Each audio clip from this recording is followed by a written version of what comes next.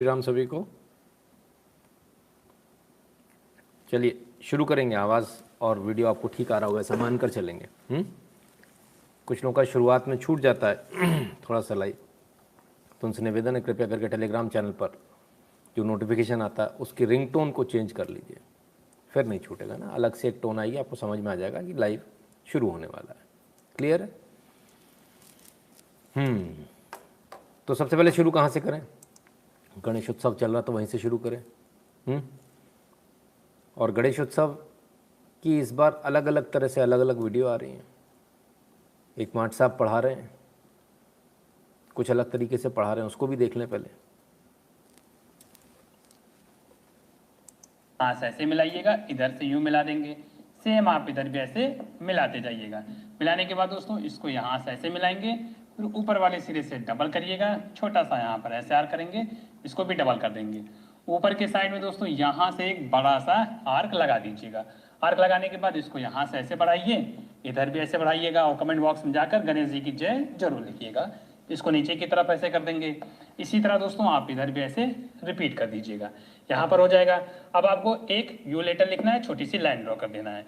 यहाँ पर हम इनका आईब्रो बना देंगे, इधर आप गणेश जी का आई बना दीजिएगा आसानी से। इसी तरह आप इधर भी रिपीट कर देंगे, आई बना देंगे। आई बनाने के बाद छोटा सा आर्क इधर, एक आर्क आप यहाँ पे लगाएंगे, इधर से ऊपर करिएगा और यहाँ से हम ऐसे डबल करते हुए मिला देंगे। इधर आप गणेश जी का तीर बना दीजिए और बीच में दोस्तों इधर छोटी छोटी लाइन ड्रॉ कर देंगे। वीडियो पसंद आया तो वीडियो को लाइक शेयर आप जरूर करिए। वाह भाई वाह, ऐसे मिलाइएगा। माट साहब ने पहले एक्स लिखे, 4 एक्स बनाया और पूरे इन 4 एक्स से गणपति जी बना दिए पूरे। वाह भाई वाह, क्या बात है, गजब क्रिएटिविटी है। भारत में एक बात तो है, क्रिएटिविटी की कोई कमी नहीं है, एक से बढ़कर एक लोग पढ़े। नारायण शंकर अम्मा जी नमस्कार भैया, बहुत बहुत धन्यवाद आपका। तो एक से बढ़कर एक लोग पढ़े। विरल पटेल जी, गणपति पप्पा मोरिया भैया, आपको भी कमाल है। चलिए एक वीडियो तो ये देखा आपने, एक और वीडियो देखते हैं तेलंगाना से, भाग्य लक्ष्मी टेम्पल, वहाँ का भी वीडियो आ रहा है।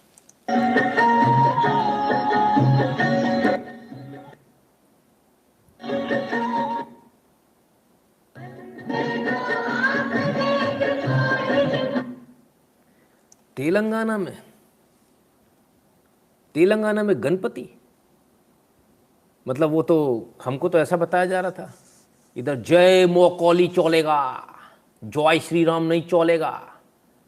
जय श्री राम भी चल रहा है दीदी, तेलंगाना में जय गणपति भी चल रहा है। तो गणपति जी हो, चाहे भगवान श्री राम हो, चाहे भगवान कृष्ण हो, पूरे देश में पूजे जा रहे हैं, अलग अलग भारत के कोने में पूजे जा रहे हैं। कुछ लोगों ने इस देश को, हिंदुओं को भगवानों में बांटने का प्रयास किया था कि नहीं हम तो काली के उपासक हैं, हम दूसरे भगवान नहीं मानेंगे। आपके घर में होते हैं कि नहीं होते अलग अलग उपासक? आपके कुल देवता कोई और होते हैं, इष्ट देवता कोई और होते हैं, राइट? तो ये सनातन धर्म की खूबसूरती है, सनातन धर्म की परंपराएं हैं। हमारे यहाँ भगवानों में बांटा नहीं जाता, लेकिन शायद कुछ लोगों को समझ में नहीं आया, ठीक है ना। कोई कहते हैं I thought Telangana had no Hindu. Sir दिख गया होगा आपको, आपको आनंद आ गया होगा इतनी सारी भीड़ देख के तेलंगाना में। और ये भाग्य लक्ष्मी मंदिर, वही वो कर दे, लक्ष्मी तो सुनी रे बाबा, ये भाग्य लक्ष्मी कौन सी आई, तुमको नहीं पता तो हम क्या करें? हैं? कटिंग के साथ साथ बुद्धि की भी कटिंग करा ली बाबा। समझ में आएगा कहाँ से? बुद्धि हो तब, जब गोबर भरा हो तो पता कहाँ से चलेगा? कमाल है साहब। देखा जाए अगर सही मायने में, तो अगर मैं गलत नहीं तो तकरीबन पूरे जो हमारा जो सिस्टम है, जो हमारे जो त्यौहार हैं 365 दिन में, मैं समझता हूँ तकरीबन शायद 250 दिन के आसपास, या 225 या 250 दिन त्यौहार होते हैं। कोई ना कोई त्यौहार, कोई ना कोई हमारा त्यौहार ज़रूर होता है, ठीक है ना। और जो सही तरह से हिंदू धर्म को मानने वाले लोग हैं, बड़ा उनके साथ दिक्कत होती है। आप उनको खाने पर बुलाने से पहले आपको सोचना पड़ता है कि आज फिर से इनका फास्ट तो नहीं है। मैं से कुछ लोगों को जानता हूँ जिनका तकरीबन सप्ताह में 4 से 5 दिन उनका व्रत रहता है, फास्ट रहता है। तो बड़ा मुश्किल होता है उनको, उनसे टाइम लेना, उनको खाने पर बुलाना कि भाई कैसे बुलाएंगे, पता नहीं आज भी इनका कहीं फास्ट ना हो। तो ऐसे लोग भी हैं जो परंपराओं को पूरी तरह से फॉलो करते हैं, ऐसे लोग भी हैं जो कुछ कम करते हैं, कुछ और कम करते हैं, कुछ बिल्कुल भी नहीं करते हैं। इसका मतलब ये थोड़ी कि वो हिंदू नहीं है, हिंदू तो वो भी हैं। हमको उनको पटरी पर लाना है बस। बस इतनी सी बात है। हमें सीखना है अच्छों से, बुरों से नहीं सीखना है कि हम तो कुछ नहीं करते जी, घर पे बैठे रहते हैं। उससे क्या सीखना जो कुछ नहीं करता, जो कुछ करता उससे सीखेंगे ना। ठीक है ना। आइए, तो ये 2 वीडियो हुए सर। आइए अब तीसरा वीडियो आपको दिखाते हैं। सबकी अपनी भावना है, इस भावना को नमन। गणपति जी का आधार कार्ड बन गया साहब, श्री गणेश, क्या बात है, गणपति जी का भी आधार कार्ड बना दिया। भावना है लोगों की, झारखंड में हुआ ये।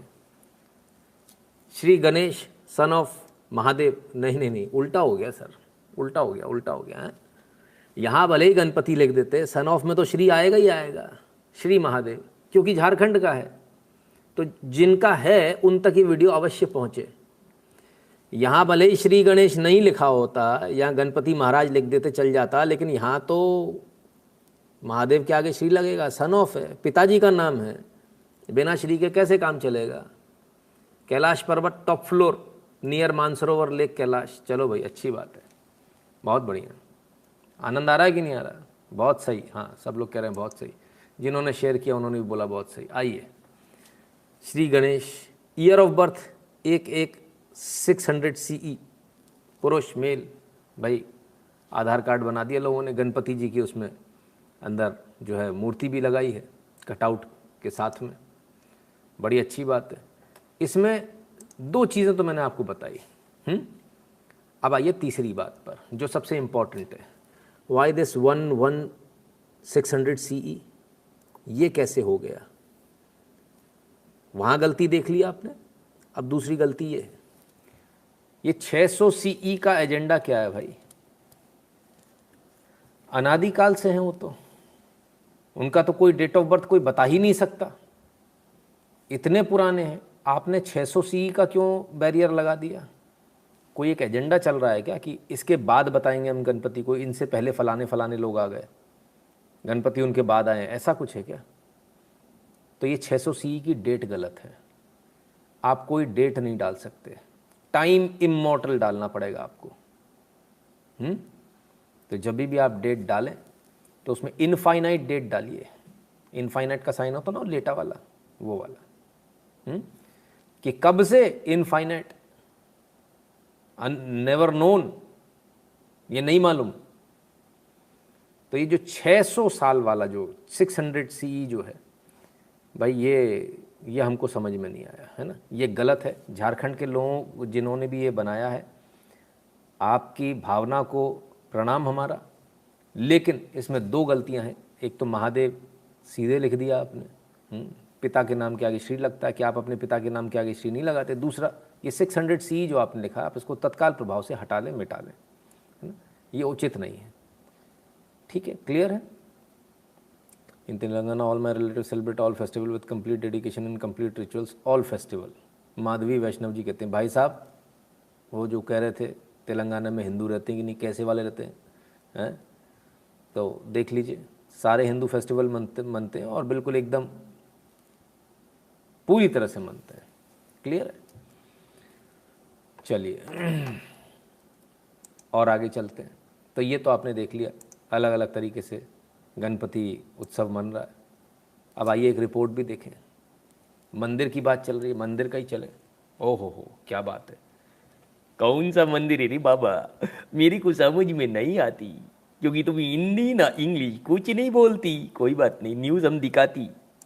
செய்தியாளர் பாலாஜி இணைப்பில் இருக்கிறார். பாலாஜி, விவரம் என்ன? வணக்கம். பாத்தீங்கன்னா திருவள்ளூர் மாவட்டம் ஆறுபடை வீடுகளில் ஒன்றான 5ஆம் படை வீடாக சிறந்து விளங்கும் பிரசித்தி பெற்ற திருத்தணி பகுதியில் உள்ள அருள்மிகு பாலசுப்ரமணிய சுவாமி திருக்கோவிலுக்கு தினந்தோறும் ஏராளமான பக்தர்கள் தமிழகம் மட்டுமின்றி ஆந்திரா, கர்நாடகம் என பல்வேறு மாநிலங்களில் இருந்து சாமி தரிசனம் செய்துவிட்டு செல்கின்றனர். மேலும் கோவிலுக்கு சொந்தமான கார்த்திகேயன் இல்லம், தனிகை இல்லம் விடுதிகளில் கட்டண அடிப்படையில் பக்தர்களுக்கு அறைகள் வழங்கப்பட்டு வருகிறது.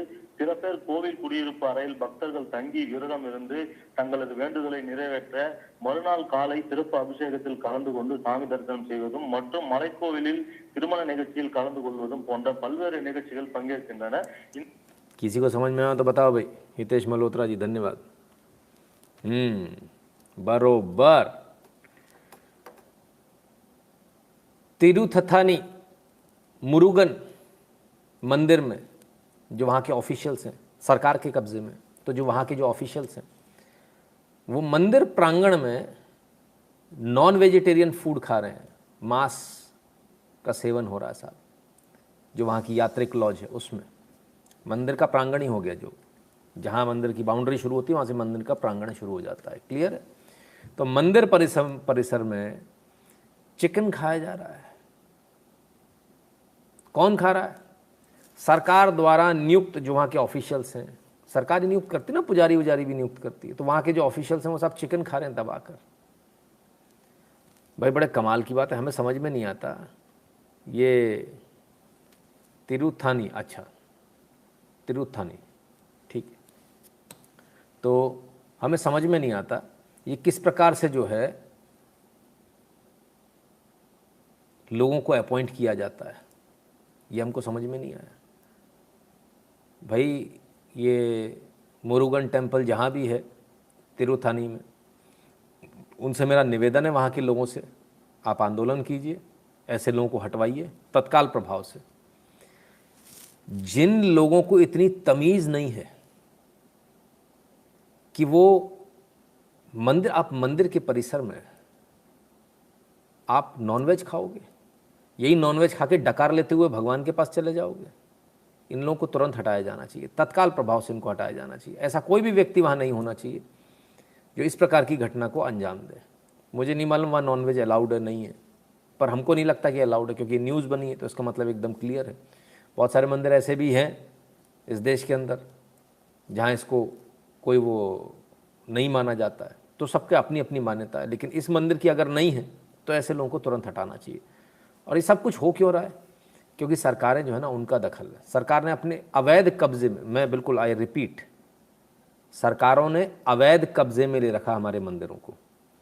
और न सिर्फ इनको फ्री करना चाहिए, बल्कि 1947 से लेकर आज तक, हम भारत के आज़ाद होने से पहले की बात तो नहीं करेंगे, लेकिन भारत के आज़ाद होने के बाद की ज़रूर बात करेंगे। 1947 से लेकर आज तक का ऑडिट होना चाहिए। जिस मंदिर से जितना जितना पैसा सरकार ने लिया है वो पूरा पैसा वापस होना चाहिए। आपने जिस पे खर्च किया आप उससे वापस लीजिए। हमने कोई धर्मशाला नहीं खोली है किसी के लिए, यहाँ किसी हरामखोरी के लिए पैसा नहीं देते हम भगवान के चरणों में समर्पित करते हैं खून पसीने की कमाई, जिस पर आप लोग छूट भी नहीं देते हो टैक्स में।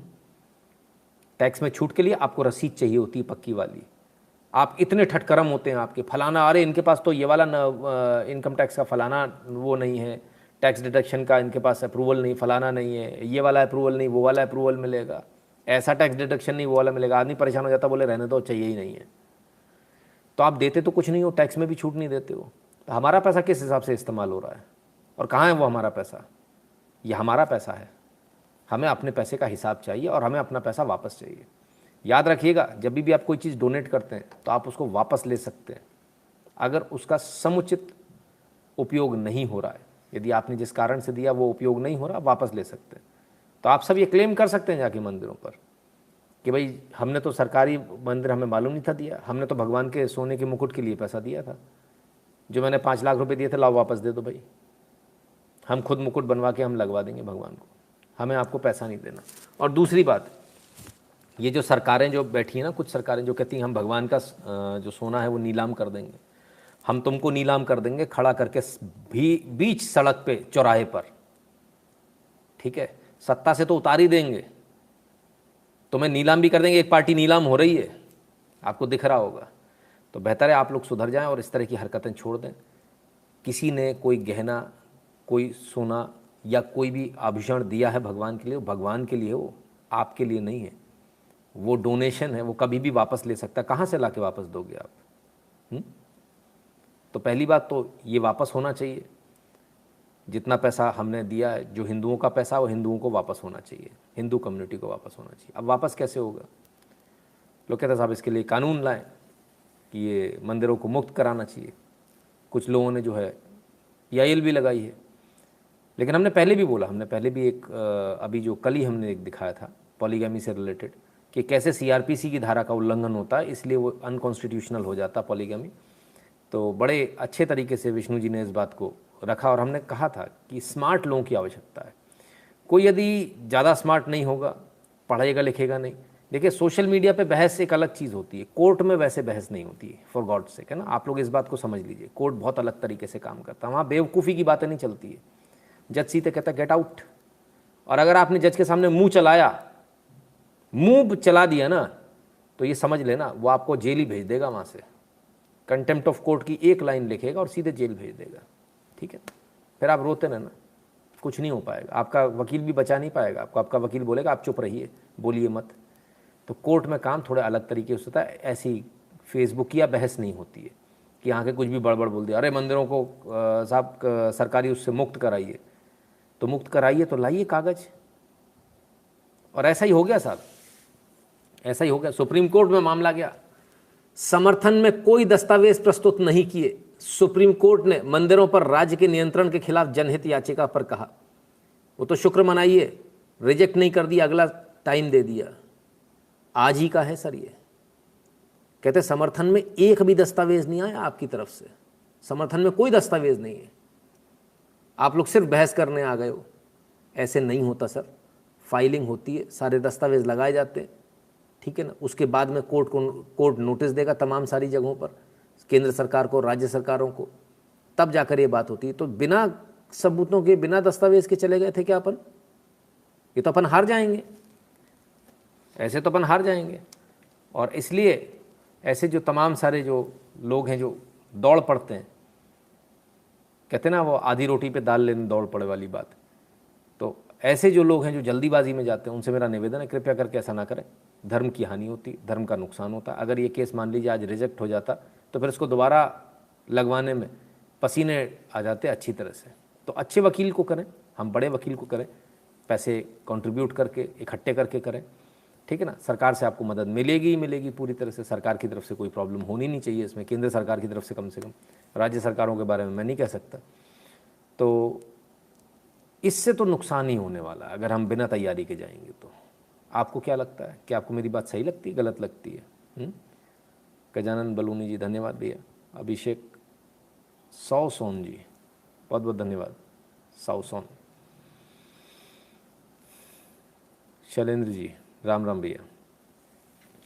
तो खैर बड़ा क्लियर है, अगर आप अधूरी तैयारी के साथ जाएंगे तो आप हार जाएंगे, इसलिए पूरी तैयारी के साथ जाइए।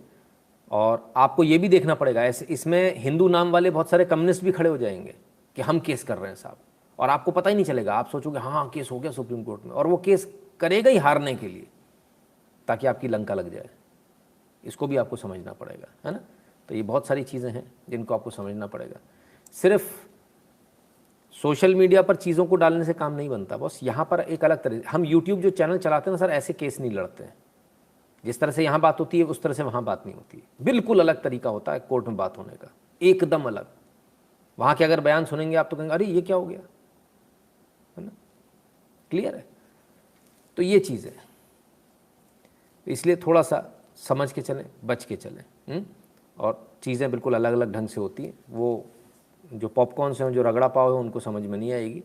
वो रगड़ा पाव जो है वहाँ जाते हैं हाथ बांध के पीछे खड़े हो जाते हैं, उनको उस समय समझ में नहीं आता मैं करना क्या। वकील जैसा बताता वैसा करते हैं। जो ज़्यादा कूदता है सर वो सीधे जेल जाता है, बाहर नहीं आता। आपको बाहर रहने के लिए, आपको बाहर रहना आपका क्यों ज़रूरी है? क्योंकि आपको अभी युद्ध लड़ना है, इसलिए मैदान में रहना ज़रूरी होता है, ठीक है। चलिए अब आगे बढ़ते हैं और गणपति उत्सव की बात करते हैं। तो बधाई दे दी साहब शाहरुख खान ने गणपति उत्सव की, हंगामा हो गया, फोटो वोटो डाल दी उन्होंने, बड़ी गालियां पड़ गई इनको कट्टरपंथियों से। कहते हैं ये शिर्क है, तुम्हें शर्म आनी चाहिए। शाहरुख खान के गणेश चतुर्थी ट्वीट पर भड़के कट्टरपंथी, पूछा तुम मुसलमान भी हो या नहीं। लो भैया, अब वो बेचारा रो रहा है। तो ऐसी स्थिति क्यों? अब समस्या क्या है कि उसने जो है भगवान गणेश चतुर्थी की शुभकामनाएं दे दी, गणेश चतुर्थी की शुभकामनाएं दी तो मुसलमानों ने गाली दे दी दनादन दनादन कि तुमने तो शिर्क कर दिया, कुफ्र कर दिया। और हिंदू कहते हैं ये तो अलतकिया कर रहा है, तो ना तो इधर का रहा ना उधर का रहा। तब ऐसे में करे तो करे क्या? तो शुभकामनाएं दे या नहीं दे, ये वाली सिचुएशन आके खड़ी हो जाती है। तो क्या करना चाहिए? शुभकामनाएं दे या ना दे? अगर शुभकामनाएं दे तो मुसलमान भी गाली देते हैं, हिंदू भी गाली देते हैं, तो कहाँ जाएगा आदमी? या आपको सोचना है, हमको नहीं। या आप सोचिए, क्योंकि बहुत सारे जो कट्टर वाले होते हैं बोलते हैं हट झूठ बोल रहा, फलाना कर रहा, ठिकाना कर रहा, अलतकिया है। अगर शुभकामनाएं देनी चाहिए तो यस लिख दीजिए, नहीं देनी चाहिए तो नो लिख दीजिए कि भाई हमको शुभकामनाएं नहीं चाहिए, मत दो। और अगर देनी चाहिए नहीं भाई, फिर ये शिकायत मत करना कि अरे ये तो ऐसा है, मुसलमान है, फलाना है, ठिकाना है, कट्टर वाला है, हैं कि ये तो शुभकामनाएं ही नहीं देता है। दे रहा है तो कष्ट है, नहीं दे रहा तो कष्ट है, जाए तो जाए कहाँ? अब इसका एक एग्जाम्पल और देता हूँ। आदमी हो जाता है घर का ना घाट का। तो घर का ना घाट का होता है, उसकी क्या स्थिति होती है उसको भी देखिए। वसीम रिजवी उर्फ जितेंद्र त्यागी ने खुदकुशी की बात बोले, सनातन धर्म अपनाने पर नहीं मिला वो प्यार। लीजिए साहब, हमने अभी आपसे कहा था ना, दो धारी तलवार है। अब पहले जब ये हिंदू धर्म में नहीं आए थे तब इनको गाली पड़ती थी, अगर तुमको इतनी ज़्यादा चिंता तो हिंदू धर्म, हिंदू क्यों नहीं बन जाते हो, हिंदू क्यों नहीं बन जाते हो? हिंदू बन गए तो कोई पूछ नहीं रहा है। अब कहते खुदकुशी कर लूँ, क्या करूँ, घर परिवार सब छूट गया। बोले बड़ी दिक्कत है, जान के लाले पड़े हुए हैं, लोग हत्या करने के लिए लग रहे हैं। मैंने जब हिंदुओं की बात करते थे तब लोग क्या बोलते थे? अलतकिया है, झूठा है, फ्रॉड है। हिंदू क्यों नहीं बन जाता? अगर ऐसा ही तो हिंदू बन गए, तो हिंदू बन गए तो अब कोई पूछ नहीं रहा है। अभी भी लोग कहते हैं अरे तो फ्रॉड है। मुसलमान वहाँ से पहले भी गाली देते थे, मुसलमान अभी भी गाली देते हैं, अब थोड़ी कम देते हैं। बोले अब तो हमें मतलब ही नहीं, अब हिंदू बन गया, कोई मतलब नहीं हमारा। तो ना तो मुसलमान ही रहे ना हिंदू ही बन पाए, कहते अब खुदकुशी करने का मन करता। अब क्या करें भैया? क्या करना चाहिए? तो फिर ऐसे लोग आएंगे आगे या नहीं आएंगे? भविष्य में और लोग आएंगे हिंदू बनने? मुझे तो नहीं लगता आएंगे। तो जब नहीं आएंगे तो क्या होगा? आना चाहिए नहीं आना चाहिए? ये बता दो बस जल्दी से।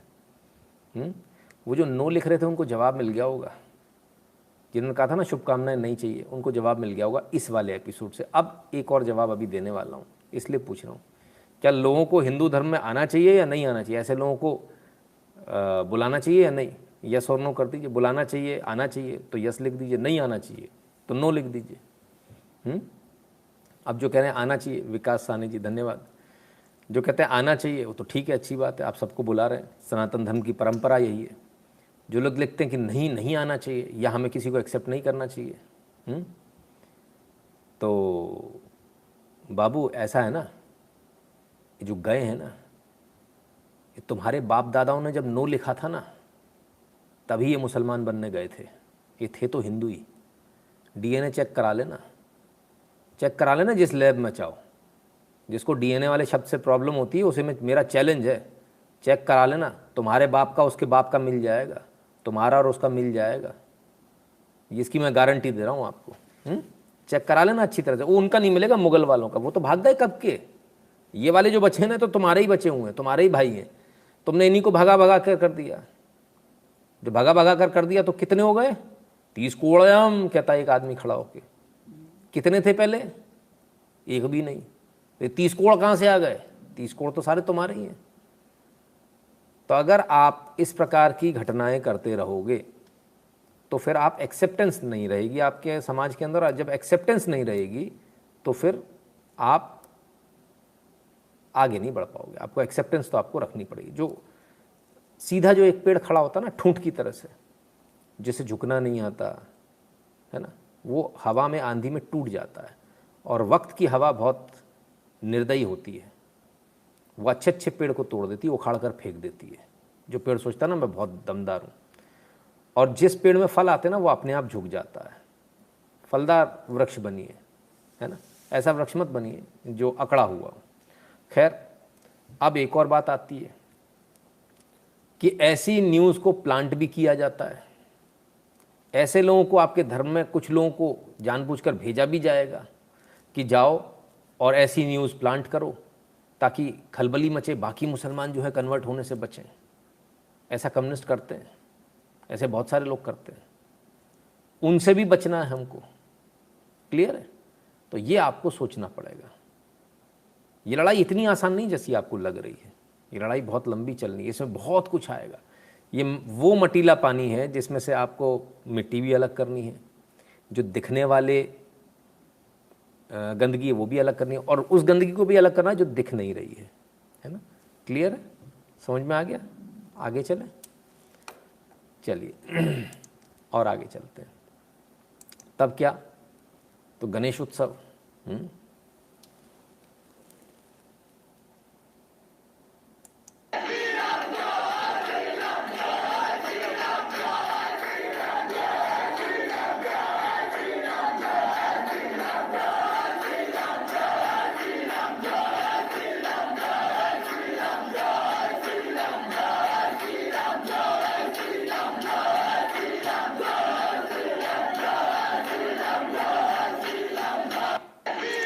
ये क्या हो रहा है? ये क्या हुआ?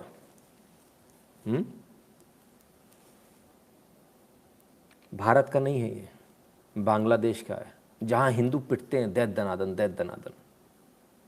और जहां हिंदू पिटते हैं उसके बावजूद ये हिंदू बोल रहे हैं, ये हिंदू हैं जो विरोध कर रहे हैं। अब ये हिंदू विरोध क्यों कर रहे हैं?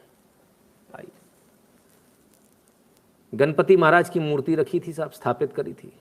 गणपति महाराज की मूर्ति तोड़ दी जिहादियों ने। अब तक तो पिट के चुप हो जाते थे, लेकिन अब हिंदू मुखर हो गया, अब बोल रहा है, बांग्लादेश में भी बोल रहा है और पूरी ताकत के साथ बोल रहा है। कोई डर नहीं है उसे कि मेरी फोटो खिंच रही है, फलाना हो रहा है, ठिकाना हो रहा है, तो मेरे ऊपर हमला हो जाएगा। तो ये बांग्लादेश के हिंदुओं की ताकत है, ये बांग्लादेश में जो हिंदू हैं उनकी हिम्मत है।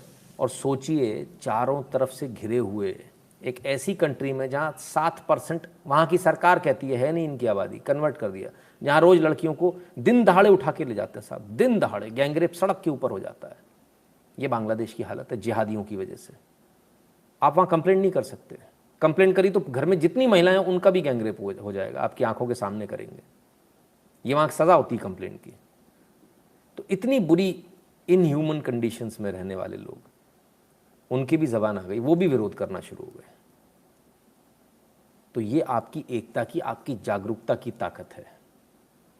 और जब जब आपको ऐसा दिखे तब तब आप बांग्लादेश में नहीं, मैं कहता हूँ विश्व के किसी भी कोने में हिंदू हो, उसका सपोर्ट हमको करना ही करना है। विश्व के किसी भी कोने में, बांग्लादेश में हो, पाकिस्तान में हो, कहीं भी हो। बहुत बार आपको ऐसा देखने को मिलेगा कि सोशल मीडिया पे पाकिस्तान का हिंदू लिखेगा हम हिंदू हैं, लेकिन इसका मतलब ये नहीं कि हम पाकिस्तानी हैं, तुम हिंदुस्तानी हो। आप समझिएगा, वहाँ अगर वो उसने ये लिख दिया ना कि हाँ हम तुम्हारे साथ हैं, तो उसकी गर्दन ही उड़ा दी जाएगी। वो मजबूरी में फंसा हुआ है, उसको भी आपको समझना पड़ेगा, सहना पड़ेगा, और फिर भी उसकी मदद करनी पड़ेगी। समझ रहे हैं बात को? चलिए और आगे चलते हैं। तो बांग्लादेश में भी हिंदू जाग गया, पाकिस्तान में भी जाग गया, सब जगह जाग गया। अब भारत में नहीं जागा, लेकिन आइए देखें भारत में क्या कर रहा है। वो गणपति की पूजा कर रहे हैं बांग्लादेश में, पाकिस्तान में। भारत में क्या हो रहा है? भारत में तो आप लोग हो ना, 80% हो, 100 कोड़े हैं हम। अरे भैया क्या हुआ? देखें जरा क्या स्थिति भारत की। क्या चल रहा है? क्या चल रहा है? तुम लोगों को शर्म नहीं आती? हिंदू होके तुम यहाँ मुर्दों की मजारों पे बैठे हो तो शर्म नहीं आती तुम लोगों को? माथे पे तुमने तिलक लगा रखा है, हैं? हेलो, माथे पे तुमने तिलक लगा रखा है, तुम्हें शर्म नहीं आती यहाँ पे? इससे क्या मिलता है तुम्हें? तुम्हारे रामकृष्ण क्या कम पड़ गए जो ये मुर्दे के पास तुम आके मत्थे टेक रहे हो?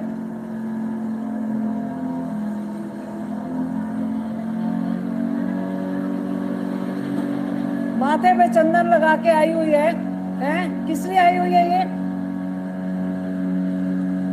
ये अपना गाड़ियां बना रहे हैं तुम्हारे पैसों से, ये गंदी सी बबू दे रहे थे, मुर्दा इसमें कुत्ता दबा हुआ है।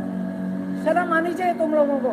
अपने मंदिर छोड़ के और ये साले हमारे काटने के वो प्रोग्राम करते हैं, ये तुम्हारी नस्लों को खाने के लिए पैदा हो रहे हैं। शर्म आनी चाहिए तुम लोगों को, यहाँ बैठे सुअर की तरह रामखोर।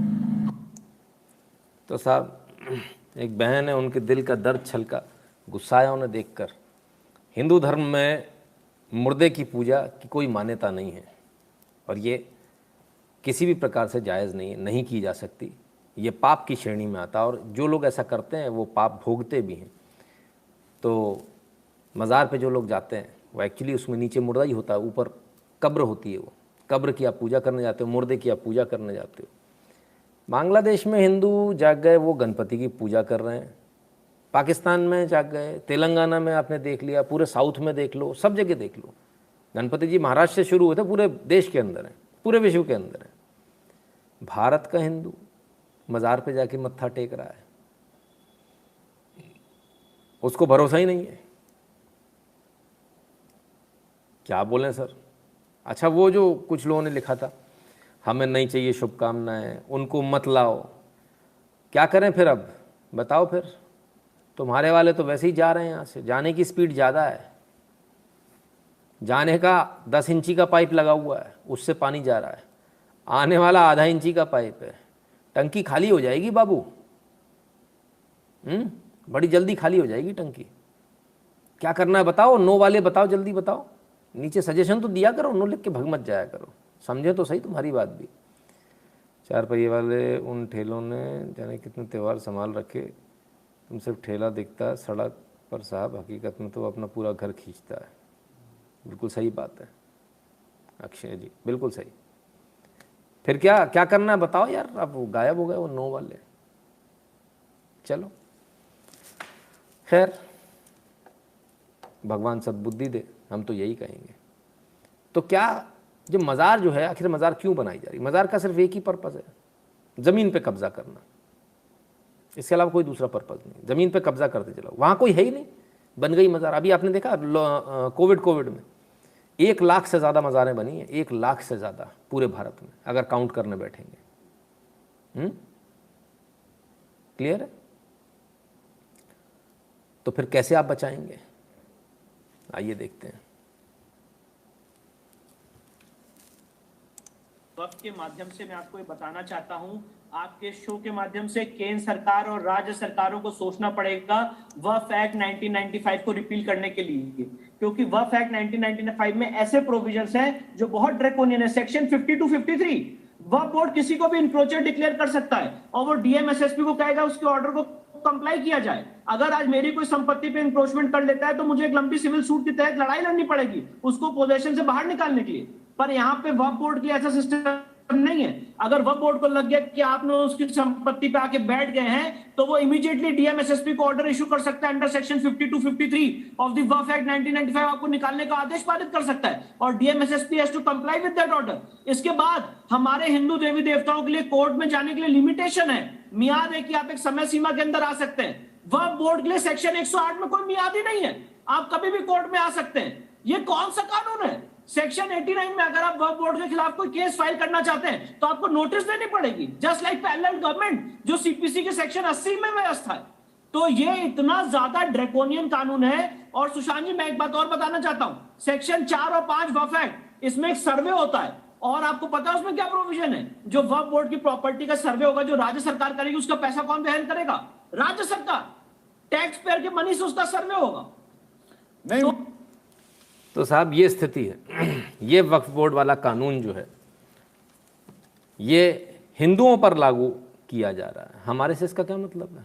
तुम्हारा वक्फ बोर्ड तुम जानो, हम क्यों उसको मानेंगे? और सीधे सीधे डीएम और एसपी को बतौर कॉन्स्टिट्यूशनल अथॉरिटी वक्फ बोर्ड लिखेगा। वक्फ बोर्ड एक्स्ट्रा कॉन्स्टिट्यूशनल अथॉरिटी हो गया, एक्स्ट्रा जुडिशियल अथॉरिटी हो गया, जो सीधे डीएम और एसपी को आदेश दे सकता है कि भाई आप खाली कराओ। इसलिए ये सब मज़ारें होती हैं। आपके घर को भी किसी भी दिन बोल सकते हैं खाली करो, फिर कहाँ जाओगे? फिर मत कहना कि बताया नहीं था। इसलिए इसको रिपील करना बहुत आवश्यक है। ठीक है।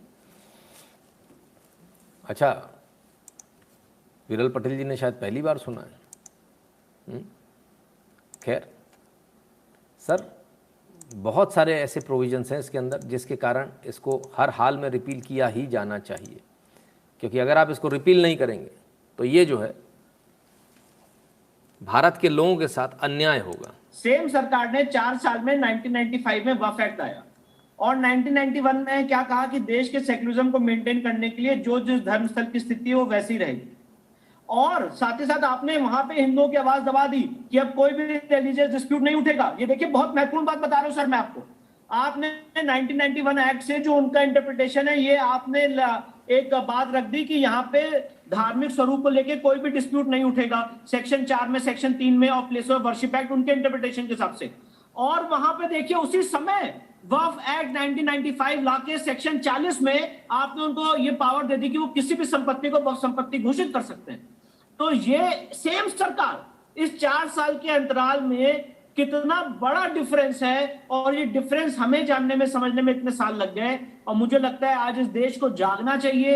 वक्फ बोर्ड को इतनी जो आपने वाइड पावर्स दी हैं वो पावर्स अपने आप में लीगल है। और एक बात और बताना चाहता हूं सुशांत जी, कभी इस पर चर्चा करिएगा जब आपके पास समय हो। वक्फ बोर्ड में बैठता कौन है और वक्फ ट्राइब्यूनल में कौन बैठता है? आप आज मुझसे एक्सपेक्ट करते हो कि अगर आप मेरी संपत्ति को वक्फ संपत्ति घोषित कर दोगे तो उसको मैं चैलेंज क्या करूंगा? वक्फ ट्राइब्यूनल में, जहां पे वो शरिया कोर्ट है, जहां पे आज तक हमेशा वही लोग बैठेंगे जो इस्लामिक लॉ को जानने वाले। तो आपने इस देश में एक पैरेलल कोर्ट बना दी है। और ज्ञान व्यापी के केस में, मथुरा के केस में वक्फ बोर्ड ये आर्ग्यू कर रहा है कि सिविल कोर्ट में केस चलेगा ही नहीं, ये तो वक्फ संपत्ति आप जाके इसको शरिया कोर्ट में लड़ी। तो ये जो आपने सिविल कोर्ट की पावर्स ले ली, पहली बात तो हमारा ये, मैं सिर्फ उनका इंटरप्रिटेशन बता रहा हूं कि आपने ऐसा लॉ बनाया ही क्यों है जो एक ऐसी समस्या क्रिएट कर रहा है। Waqf tribunal, Waqf board, section 40, section 50 to 53 encroachment का प्रोविजन, पब्लिक सर्वेंट का प्रोविजन सेक्शन 101 में, सेक्शन 108 में लिमिटेशन का प्रोविजन, ये सेक्शन 89 में नोटिस देने का प्रोविजन, ये तो आपने एक पैरेलल गवर्नमेंट क्रिएट कर दी है। और क्या मैं आपके चैनल के माध्यम से पूछना चाहता हूं, क्या ऐसी कोई व्यवस्था कोई मुझे देश का लीगल ल्यूमिनरी बताए? हो सकता है मैं एक्सट्रीमिस्ट हूं, हो सकता है मैं आपको कम्युनल लगूं, कोई मुझे लीगल ल्यूमिनरी बताए जो सेक्युलरिज्म को विश्वास करता है। क्या ऐसा कोई प्रोविजन हिंदू समाज के लिए, जैन समाज के लिए, बुद्ध समाज के लिए, क्रिश्चियन के लिए, पारसी के लिए है क्या? है क्या कोई ऐसा प्रोविजन जैसा वक्फ एक्ट 1995? देखिए ये जो तो साहब पहले तो 1991 में जाके एक कानून लाया गया, प्लेसेस ऑफ वर्शिप एक्ट। उसमें कहा गया कि बस जैसी जो यथास्थिति है वही रहेगी प्लेसेस ऑफ वर्शिप की।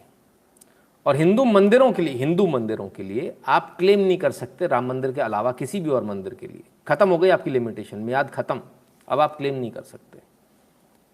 इसके बाद वक्फ एक्ट आता है, और जब ये एक्ट आता है तो इसमें कहा जाता है कि साहब जो संपत्ति चाहे वो उस पर उंगली रख दे कि हाँ ये तो हमारी है। मतलब मन किया, मूड हुआ तो चौराहे पर जो चमचमाता 5 स्टार होटल है उस पर उंगली रख देंगे हमारा। वो एंटिला पे रख दिया था ना अभी, अंबानी जी की थी तो बच गई, नहीं तो खाली करना पड़ जाता। कह दिया उन्होंने तो हमारी जगह है।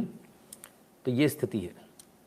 इस एक्ट को आपको हटाना ही पड़ेगा, कोई दूसरा इसका चारा नहीं है। और तरीका क्या है? हमने नमाज पढ़ ली जिस जगह पे वो हमारी हो गई। ये वक्फ एक्ट कहता है ऐसा, जिस ज़मीन पर नमाज पढ़ ली गई वो ज़मीन हमारी हो गई।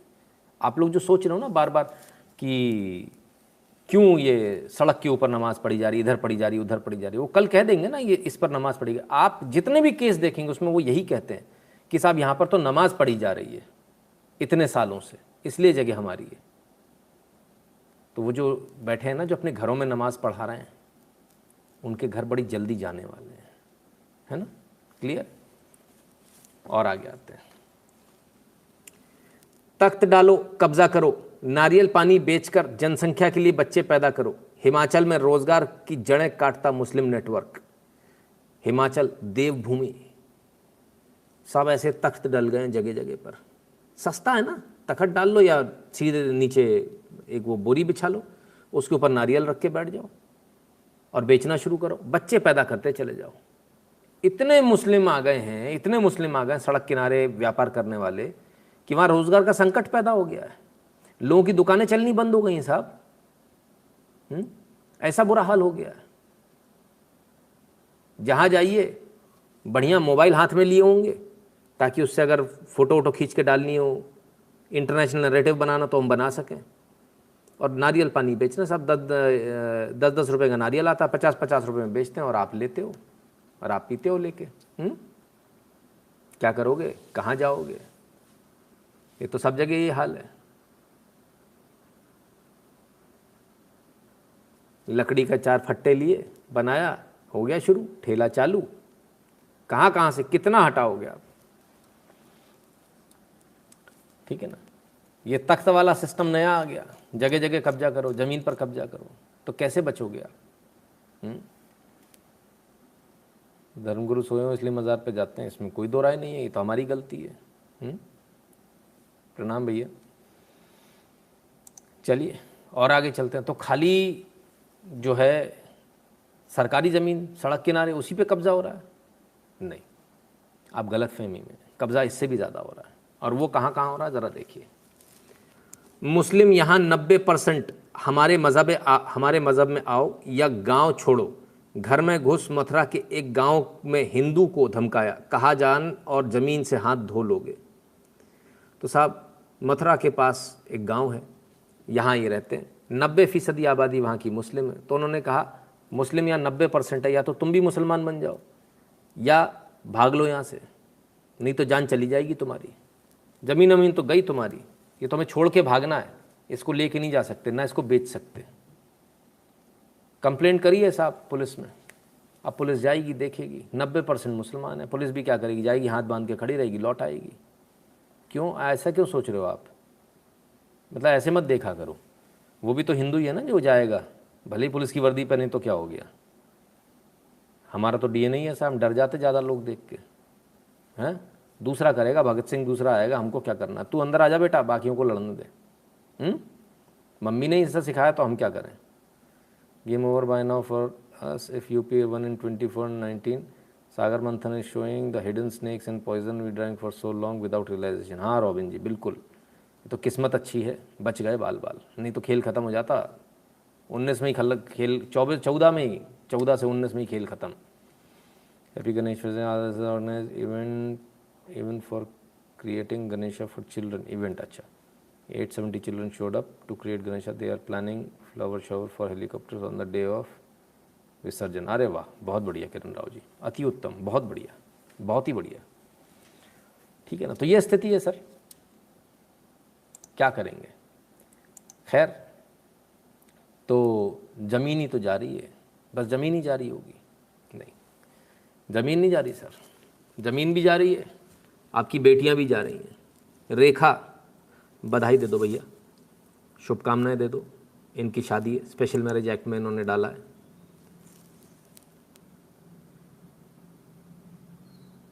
क्या नाम लिखा है भाई? पी भावी कुछ तो भी है, पल्लवी है, पल्लवी है, पल्लवी। इनको भी बधाई दे दो भैया। एक और है, इनको भी बधाई दे दो। कितने सारे लोग हैं, किस किस को बधाई दें?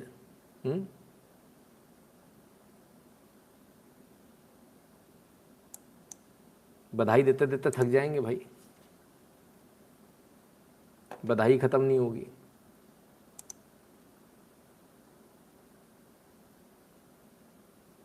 देवानी, खुशबू, अब ये कौन है? पढ़ना ही रेणुका। तो साहब इतनी सारी चीज़ें, इतनी सारी, तो सिर्फ ज़मीन नहीं जा रही, बेटियां भी जा रही, तमाम सारी चीज़ें, क्या करेंगे? रुद्र जी कहते हैं कोर्ट मैरिज बैन करो। सर थोड़ा तो दिमाग रखा करो, मतलब कमेंट करने, मतलब ये सेंसिबल चैनल है सर, अनसेंसिबल कमेंट मत किया करो ना प्लीज़, है ना। अगर आपको ज्ञान नहीं है तो आप इस तरह की बातें तो मत किया करो, अनकॉन्स्टिट्यूशनल बात तो मत करो। यहाँ आपको बात करनी है सर, ये बातें मेरे से मत करना, कानून गलत है, इस तरह की बातें मत करना। जो है उसमें कैसे काम करना है। दांत टेढ़े हैं, जीभ बार बार कट जा रही, जीभ का दांत टेढ़े हैं बार बार, ऐसा थोड़ी होता है। काम आपको उसी सिस्टम में करना आना चाहिए। अगर आपको सिस्टम नहीं मालूम तो प्लीज़ मेहरबानी करके कमेंट ना किया करें, निवेदन है ना। इस तरह के कमेंट सर बड़ी चिढ़ होती है, इस तरह के कमेंट देख के हिंदुओं की दुर्गति जो है ना वो सिर्फ इसी कारण हुई क्योंकि हिंदू बिल्कुल बेवकूफ़, निपट, गंवार, अनपढ़, जाहिल है, इसलिए ये हालत हुई है। आगे और आपको ऐसी हालत रखनी है तो अनपढ़ रहिए, कोई दिक्कत नहीं है, मेहरबानी कीजिए, मुझ पर तो रहम खाइए। ये मत करो भाई, तमीज़ की बात करो। भारत के संविधान के अंतर्गत कोर्ट बने हैं, भारत के संविधान के अंतर्गत कोर्ट चलते हैं। आप कोर्ट को चैलेंज करोगे, ज़िंदगी भर बाहर नहीं निकल पाओगे अगर कोर्ट टेढ़ा हो गया तो। कमाल है। स्पेशल मैरिज एक्ट बैन कर दो। स्पेशल मैरिज एक्ट किसने बनाया? आप ही की सरकारों ने बनाया, भले ही कांग्रेस की रही हो, तो उससे क्या होता है? आप इसको कैसे हटा दोगे? पूरी दुनिया में स्पेशल मैरिज एक्ट जैसे एक्ट हैं, आप इनको कैसे हटा दोगे? दो अलग अलग धर्मों के लोग यदि शादी करेंगे कैसे कर लोगे? हिंदू में शादी हो सकती है क्या? नहीं हो सकती। कोई मुसलमान शादी नहीं कर सकता हिंदू रीति रिवाज से, अनटिल अनलेस वो कन्वर्ट हो। ठीक है। दूसरी बात, कोई मुसलमान अगर यदि हिंदू रीति रिवाज से शादी करता तो उसमें भगवान गौरी गणेश की पूजा होती, तमाम सारे भगवानों की पूजा होती। पूजा करते ही वो मुस्लिम नहीं रहा, उसने कुफ्र कर दिया, वाजिबुल कत्ल हो गया वो, क्योंकि उसने मूर्ति पूजा कर ली। ठीक है। इसी प्रकार से कोई हिंदू शादी नहीं कर सकता मुसलमान में जब तक कि वो इस्लाम कबूल ना करे। इसके लिए स्पेशल मैरिज एक्ट बनाया है कि दो लोग अपने धर्म में रहते हुए शादी कर लें, पर ऐसा होता नहीं है। शादी करने के बाद जितने भी स्पेशल मैरिज एक्ट में शादी करते हैं उसके बाद में जो है मामला उधर चला जाता है। करते क्यों हैं? कोर्ट मैरिज करेंगे तो पक्का हो जाएगा मामला, हाई कोर्ट जो है संरक्षण देगा, तुरंत वहाँ चले जाएंगे, एप्लीकेशन डाल देंगे, साहब घर वाले परेशान कर रहे हैं, है ना? ये स्थिति है। प्रणाम भैया अरिजोना बो, क्लियर है? तो ज़रा इसको आप समझिए, कानून को समझना सीखिए और उस प्रकार से आगे बिहेव कीजिए, ऐसा बिहेव मत कीजिए, है ना? ठीक है। चलिए, तो ये तो केसेस बहुत सारे हो रहे हैं, और क्या क्या हो रहा है वो भी देखें। He befriended my daughter on social media 3-4 months back. It was fake ID. We came to know about it in July when he made a man break our window panes. Father of the teenager who was shot at by stalker and his associates in Sangam Vihar, Delhi on 25 अगस्त। कल हमने एक news दिखाई थी आपको, इनके पिताजी की दिखाई थी, नीना मिश्रा की दिखाई थी, जिनको गोली मार दी, नाबालिग बच्ची को गोली मार दी, 16 साल की उसकी उम्र थी, 25 साल के अली ने। किसी ने इसको कवर नहीं किया था। कब की घटना है? 25 अगस्त। किसी ने कवर नहीं किया। सर आज कवर कर लिया लोगों ने, आज लोगों को याद आ गया इसको कवर करना है। 1 सितंबर 2022 2:24। ठीक है, ये कल की खबर आज कवर हो गई सर, सबको याद आ गया। तो जो खबर यहाँ चलती है ना सर, उसके बाद ANI को भी याद आता है, एशिया न्यूज़ इंटरनेशनल, ANI सबसे बड़ी न्यूज़ एजेंसी है, उसको भी खबर नहीं पहुंची, लेकिन आपके चैनल पे चलती है तो फिर लोगों को खबर हो जाती है। 25 तारीख से 1 तारीख तक कितने दिन होते हैं? कितना समय मिला? 7 दिन का समय मिला। किसी को फुर्सत नहीं थी साहब दिखाने की, किसी को फुर्सत नहीं थी। लेकिन जैसे यहाँ चला, फट से लोगों को एकदम से याद आ गया, ज्ञान आ गया, अरे वो करना है भाई अपने को। चलो अच्छी बात है, ऐसे ही सही, याद तो आया आपको, नहीं तो गड़बड़ हो जाती। खैर, तो ये चीज़ें हैं सर। तो सिर्फ इतना नहीं है कि आपकी जो घटनाएं जो हैं सिर्फ इतनी सी हैं कि आपके ज़मीन जायदाद तक है, उससे ज़्यादा है, आपकी बेटियों तक पहुंच रही घटनाएं। ठीक है, आइए आगे देखें। Pentecostal pastor arrested for molesting minor girls, 45 children found stuffed in 2 rooms, Navi Mumbai. खबर सुनी क्या? नहीं सुनी होगी, गायब, ये खबर कहीं नहीं मिली होगी। पेंटिकॉस्टल फादर हैं साहब, पास्टर हैं, चर्च चलाते हैं, साथ ही साथ बच्चों को भी रखते हैं। ठीक है, माइनर बच्चियों, नाबालिग बच्चियों के साथ दुर्व्यवहार के लिए इनको अरेस्ट किया गया। 45 बच्चे इनके पास से पकड़े गए 2 रूम्स में। पास्टर राजकुमार येसु दसन इनका नाम है। और NRI कोस्टल पुलिस ने इनको पॉश सीवुड इलाके से गिरफ्तार किया है। बहुत महंगा इलाका है, वहाँ से इनको गिरफ़्तार किया गया। वहाँ पर ये अपना जो है ये सारा चलाते थे, बच्चों को रखना, इस तरह का इनका काम था। 18 साल के यहाँ लोग काम 45 बच्चे इनके यहाँ पकड़े गए और 3 से 18 साल की उम्र के बच्चे थे सभी, यानी सभी नाबालिग थे। अब इनके ऊपर कार्रवाई हो रही है, इनको जेल भेज दिया गया। लेकिन ये खबर आपने कहीं नहीं देखी होगी, ठीक है ना। आइए और दिखाएं, आपको न्यूज़ दिखाई थोड़ी जाएगी सर, तो यहाँ तक तो ठीक है sir. Army public school Dhar road Udhampur, army public school है उधमपुर का, धार रोड का, ठीक है। इनकी पिक्चर गैलरी में आई है, all pictures in Amrit Mahotsav, बहुत अच्छी बात है। अमृत महोत्सव साल भर का महोत्सव है। पिक्चर गैलरी में सारे पिक्चर्स हैं। परीक्षा Pe Charcha 2021, admin and technical inspection, olympiad, miss Ina Joshi president AWA, Eid celebration है, inspire Manak award, Kargil Vijay Diwas, in service teacher training, command level competitions, parent orientation, special assemblies. Diwali celebration नहीं है, कोई दूसरा हिंदू त्यौहार का सेलिब्रेशन नहीं है, कोई दूसरा ईसाई त्यौहार का सेलिब्रेशन नहीं है, कोई दूसरा सिख त्यौहार का सेलिब्रेशन नहीं है। ईद सेलिब्रेशन सिर्फ आर्मी पब्लिक स्कूल से, ऐसी उम्मीद नहीं है भाई। अपनी पिक्चर गैलरी में 2-4 और डाल लीजिए सर, कुछ बिगड़ थोड़ी जाएगा। या वेबसाइट छोटी है, स्पेस खरीदनी है, हम पैसे दे देंगे, ऐसी क्या बात है। पूरे डाल लीजिए सर, 2-4 और डाल लीजिए, अच्छा लगेगा हमको भी।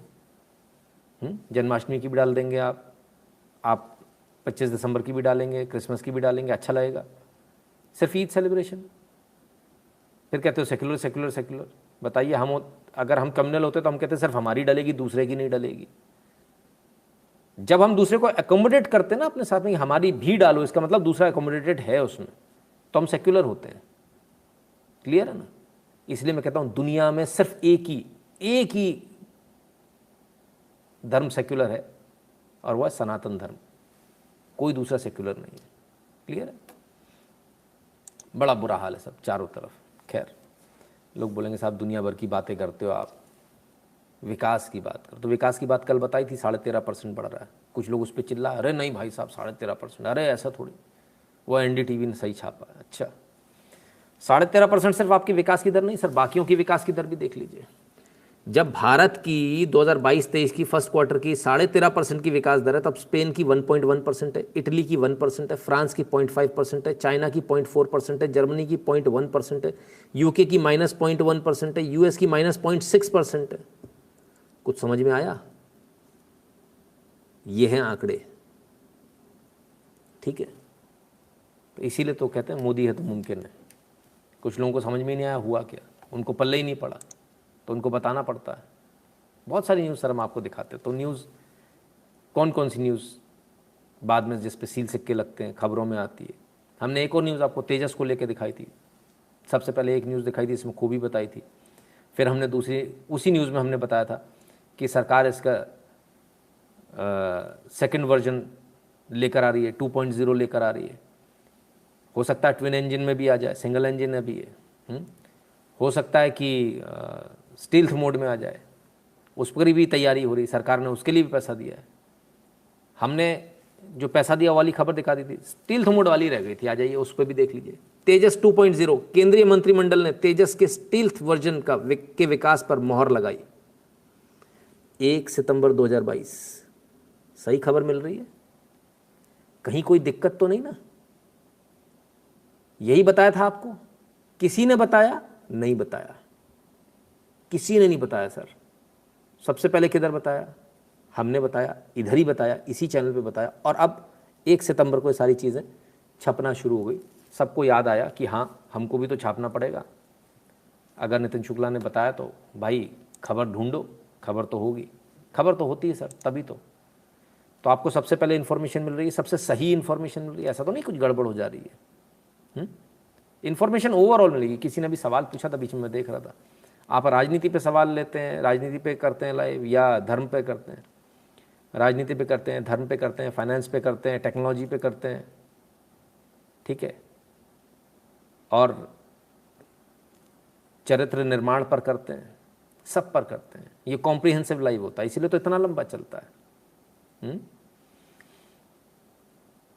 ठीक है ना सर। इतनी हिडन न्यूज़ डेटा से आंखें खोलने के लिए आपकी अथक मेहनत, बहुत बहुत धन्यवाद। एरिज़ोना जी कहते हैं मे लाइफ में चॉइस हिंदू वोक लिबरल गर्ल्स। मेरा अब्दुल ऐसा नहीं है, अगर आप समझाओ तो आपको ही गलत बोलते हैं गुरुजी। गलत बोलते हैं कौन सी दुनिया में हो। जिस लड़की को बचाने गए उस लड़की ने फर्जी मुकदमा लगाने की पूरे प्रयास कर लिए थे, तो हम लोग बच गए, है ना। तो ऐसा ना बहुत संभल के काम करना पड़ता है। 32 दांत के बीच में एक जीभ की तरह काम करना पड़ता है। 2 मिनट नहीं लगते लड़की को बोलने में। आप गए हो बचाने उसे अब्दुल से, वो खट्टे से खड़ी होकर बोल देगी इधर हाथ लगाया उधर हाथ लगाया, मेरे कपड़े फाड़ दिए, कपड़े फाड़ के खड़ी हो जाएगी। आप आँखें खड़ी फटी रह जाएंगी आपकी, ठीक है ना, पैंट गीली हो जाएगी। हाँ, जब पुलिस बोलेगी भाई साहब हम कुछ नहीं कर सकते, वो तो कह रही, तो मुकदमा कायम होगा। अटेम्प्ट टू रेप 376 का मुकदमा कायम हो जाएगा, सब समझ में आ जाएगी, कहीं के नहीं रहोगे। तो बॉस इतना आसान नहीं होता काम। जो लोग काम कर रहे हैं ना उनकी रिस्पेक्ट कीजिए। ये जो बैठ के सीट पे टेढ़े होके जो पाद लेते हैं ना, उनसे मेरा निवेदन है, तुमसे कुछ नहीं हो पाएगा, तुमसे उम्मीद भी नहीं करते हम। जो लोग काम कर रहे हैं उनकी रिस्पेक्ट कीजिए, क्योंकि वो लोग जिन परिस्थितियों में काम कर रहे हैं उसका आपको अंदाज़ा भी नहीं है। वो लोग न सिर्फ अपनी जान को हथेली पर रखकर काम कर रहे हैं, बल्कि अपनी सामाजिक प्रतिष्ठा को भी दांव पे लगा कर काम कर रहे हैं, क्योंकि कल उनके ऊपर जब मुकदमा होगा तो पूरी दुनिया ये कहेगी हाँ हाँ किया होगा। दबंग लोग हैं। असलियत क्या है? असलियत ये कि बेचारा बचाने जा रहा है, वो वहाँ उसको बेटी बोल रहा है, बहन बोल रहा है, दीदी बोल रहा है, और वो बहन बेटी दीदी उस पर मुकदमा लगा रही है। बोले तेरी ऐसी तैसी, तू आया कैसे? बोले आपके पापा ने बुलाया था। बोले पापा की ऐसी की तैसी, अब तू मुकदमे से बच। पापा तो गए तेल लेने, पहले तेरे से निपट लूँ। ऐसी होता है। अभी देखा नहीं है, काम नहीं किया ना, इसलिए नहीं मालूम। काम करोगे ना सब मालूम चल जाएगा 2 मिनट के अंदर, ठीक है ना। चलिए आगे देखें और कौन कौन सी न्यूज़ है। लाइव चला, पूरा पब्लिक को दिखा, पूरा देश दुनिया को दिखा। ये हमने कल आपको न्यूज़ दिखाई थी, पूरे पब्लिक को दिखा, लाइव चला लाइव। आ गया साहब, दूसरे लोगों ने भी न्यूज़ दिखा दी। एग्ज़ाम कर दिया फेल तो बच्चों ने टीचर को पेड़ से बांधकर पीटा। 1 सितंबर 12:26 दोपहर के, ठीक है। तो ये खबर की भी पुष्टि हो गई साहब, कोई दिक्कत तो नहीं। सबको ध्यान आ जाता चलाना है। बड़े बड़े चैनल ना सर, वो जो 400-400 करोड़ वाले, उनको ध्यान आ जाता चलाना है। नहीं, ये तो हमारी जीत है, ये तो हमें खुशी की बात है हमारे लिए। और न सिर्फ खुशी जीत की बात है, बल्कि और भी ज़्यादा इसमें अच्छी बात यह है कि कम से कम एटलीस्ट ये लोग चलाते तो हैं। इसके बाद इनको चलाना पड़ता है, दबाते तो नहीं कम से कम। इसी के लिए इनकी बधाई के पात्र हैं। ये हमने आपको बता ही दिया कि वो जो लड़की है जिसके 25 तारीख को जिसकी हत्या कर दी गई थी, कोई ने कवर नहीं किया सर। 1 सितंबर 2:24 दोपहर में कवर किया ANI ने। मजबूरी हो गई साहब, अब कहाँ जाएंगे, किधर जाएंगे? तो कवर करना पड़ेगा। सिर्फ इन्होंने नहीं, और लोगों को भी याद आ गया, बड़ी जल्दी याद आया भैया। ओ हो, कमाल है, इनको भी याद आ गया। दिल्ली में संगम विहार में लड़की को गोली मारी, ये कल वीडियो दिखाया था नी सज्जन का। पंकज मिश्रा पीड़ित लड़की के पिता, गोली मारकर हत्या कर दी। हमारे व्यूअर ने बताया, बोले गुरुजी आज इन्होंने भी कवर कर दिया, आज तक वालों ने भी कवर कर दिया। तो सर हर चीज़ मिलेगी आपको, सबसे पहले मिलेगी बिना लाग लपेट के। जो न्यूज़ हम आपको देते हैं बहुत मेहनत से लाते हैं। लोगों को लगता बड़ा ईजी है, पट्टे से कहीं से भी न्यूज़ उठा लाओ। इतना ईजी नहीं होता बाबू, बहुत मेहनत लगती है ना। ठीक है, चलिए और आगे चलें। और अब ज़रा बात करते हैं उन लोगों की जो और भी लोग न्यूज़ बनाते हैं। न्यूज़ बनाते हैं, मैंने कहा, शब्दों पे ध्यान दिया करो। जूसवर भैया हमारे कहते हैं, hello friends, I have received contribution worth 1.3 lakh in the month of August. We need another 10.37 lakh. Total कितना हुआ? 7 और 3 10 और 1 4 0 और यहाँ पे 0, मतलब 12 लाख रुपए इनको टोटल चाहिए। ठीक, to reach our monthly target kindly contribute towards work we do. अरे गजब, ऑल्ट न्यूज़ 1,63,000 आए थे। इन्होंने पोस्ट डाली साहब 31 अगस्त को। अब मजे लीजिए, 3,01,000 होगा 31 अगस्त को ही। कितने बजे डली है? शाम को 6:52। ये शाम को 7 बजे। मार्केट वार्केट सब बंद हो गया, सब घर चलेगा, तब की बात है। 3 लाख, 4 लाख, 5,18,000, 6 लाख, 6 लाख, 6.5 लाख, 7.5 लाख, और करते करते 7.5 लाख से एक दिन पूरा नहीं हुआ साहब, इधर आओ, 8,93,000।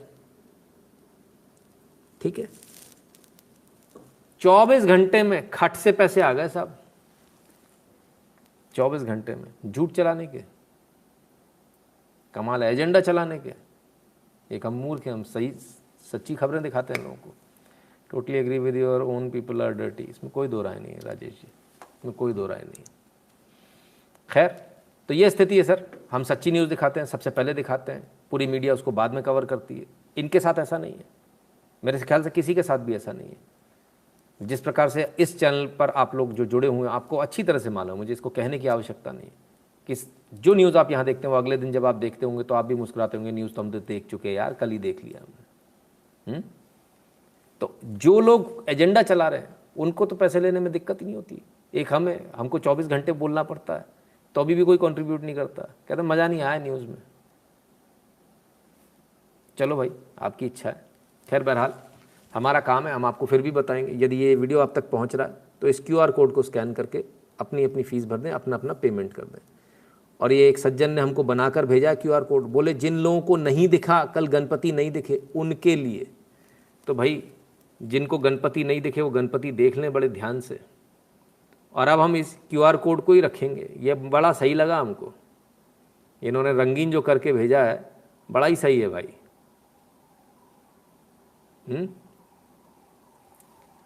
तो बड़ा सुंदर लगा। ओरिजिनल ये है, इसमें गणपति लोगों को नहीं दिखे तो उन्होंने इस वाले में गणपति दिखा दिए।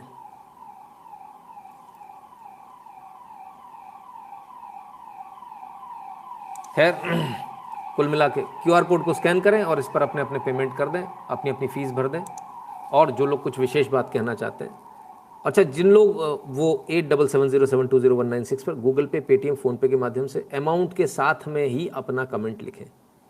कुछ लोगों को मैं लिख दे रहा हूँ कि भाई आप QR कोड पर स्कैन करके भेजें, तो उनसे निवेदन है जिन जिन को लिख दिया वो QR कोड का ही इस्तेमाल करें, ठीक है ना।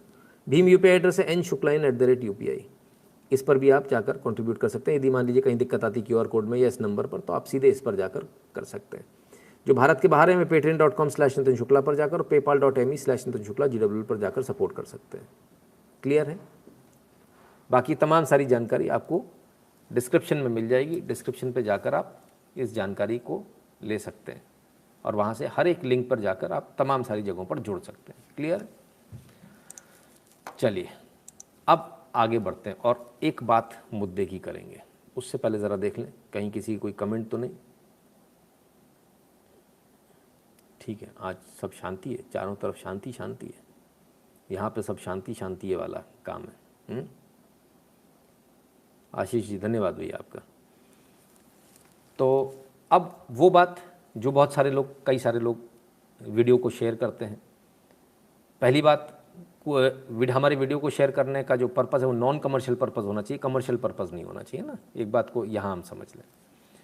अब दूसरी बात कि जो लोग, कई सारे लोग शेयर करते हैं, कटिंग करके करते हैं, कई बार अर्थ का अनर्थ होता है ना।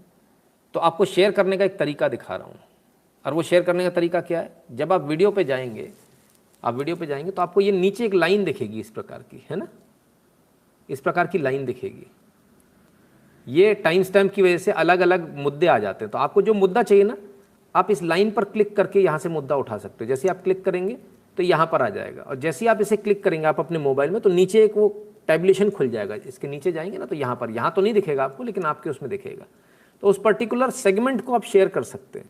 तो आपको जो कटिंग वटिंग वाला जो प्रोसेस है ना, वो कुछ करने की ज़रूरत नहीं। आप नीचे आइए, जो प्ले बटन है उसमें ऐसे ऐसे टुकड़े टुकड़े दिखेंगे। ये जो टुकड़े टुकड़े दिख रहे हैं आपको, आशा करता हूँ आप लोगों को दिखाई दे रहा होगा। तो जो पर्टिकुलर पार्ट चाहिए उस पर क्लिक कीजिए उंगली से, नीचे खुलकर आ जाएगा, और वो पर्टिकुलर पार्ट को शेयर कर दीजिए, उठाकर लिंक पूरा का पूरा। उसमें दो फायदे होंगे। नंबर एक, पूरी बात जाएगी, आपके 2 मिनट 20 सेकंड के वीडियो की जगह पूरा चला जाएगा। ठीक है ना। व्हाट्सएप पे कहीं भी आप उस लिंक को शेयर कर सकते हैं। नंबर 2, जिनको पूरा वीडियो देखना वो पूरा वीडियो देख पाएंगे कि भाई पूरा क्या कहा है या आधी अधूरी बात क्यों, पूरा क्या कहा है। तो कई बार आधी अधूरी बात अर्थ का अनर्थ हो जाती है, तो पूरा वीडियो भी वो देख पाएंगे। तो आप सबसे निवेदन है कि कल से जो है ना अपन इस तरह से इसको शुरू करें, राइट। क्योंकि जो टाइम स्टैम्प है उसका बेसिक पर्पज़ ही यही था कि हम इसको इस प्रकार से लाएं कि लोगों को शेयर करना आसान हो, तो ईजी हो जाएगा शेयर करना, इज़न्ट इट। आपको जो मुद्दा शेयर करना वो कर दिया, बात खत्म।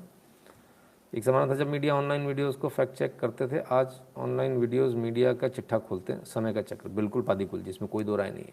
Aditya Ram sir, hope you are doing well. बिल्कुल एकदम बढ़िया और आदित्य जी, तो क्लियर है।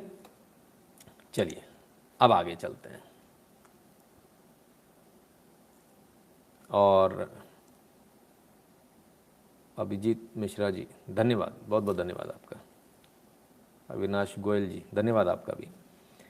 रणवीर जी कहते हैं शुक्ला जी आज तो आप कम्युनिस्ट लग रहे हो। लग रहा हूँगा, बिल्कुल लग रहा हूँगा, क्यों नहीं लगूँगा।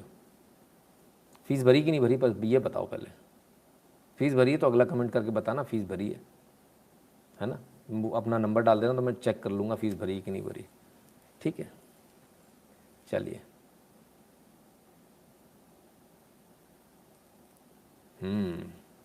अमित यादव जी, ठीक बात है। आइए साहब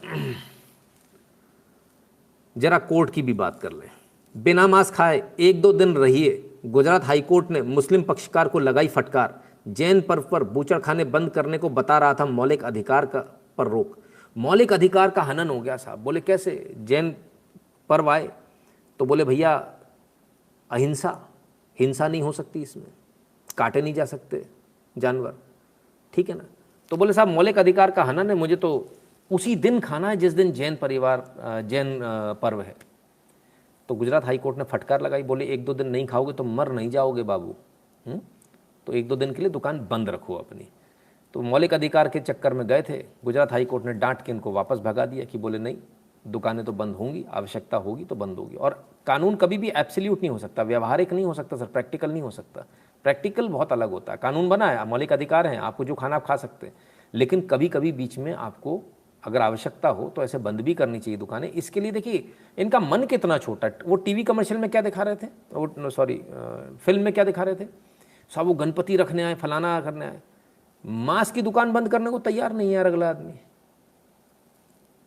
फिर मुसलमान कहते अरे बताओ ऐसा वैसा। सर ये आपको अपनी कम्युनिटी से पूछना चाहिए, जितने मुसलमान यहाँ देख रहे हैं, मेरा उनसे एक निवेदन है। क्यों आप कहते हो ना कि गाजा बाजा नहीं बजना चाहिए मुहर्रम में, हमारा त्यौहार है, फलाना है, ठिकाना है, नहीं बजाते ना लोग, कि वहाँ डीजे करना शुरू करते हैं, बगल में डीजे लगा कि नहीं साहब मेरे यहाँ तो त्यौहार है, मैं तो डीजे बजाऊंगा। त्यौहार छोड़िए, मेरे यहाँ तो पार्टी है, बर्थडे पार्टी में तो डीजे बजाऊंगा। ऐसा तो कोई नहीं करता। तो फिर ऐसा क्यों? या आपको अपनी कम्युनिटी से सवाल पूछना चाहिए। अगर 2 दिन नहीं खाएंगे, मीट नहीं खाएंगे, तो क्या डॉक्टर ने लिखा है कि मर जाओगे 2 दिन मीट नहीं खाओगे? तो ऐसा कुछ है क्या? Come on. बहरहाल अब तो कोर्ट से फटकार पड़ गई, कोर्ट से रूलिंग आ गई, बात ही खत्म हो गई। प्रवीण जी कहते हैं नमस्ते जी, धन्यवाद प्रवीण जी।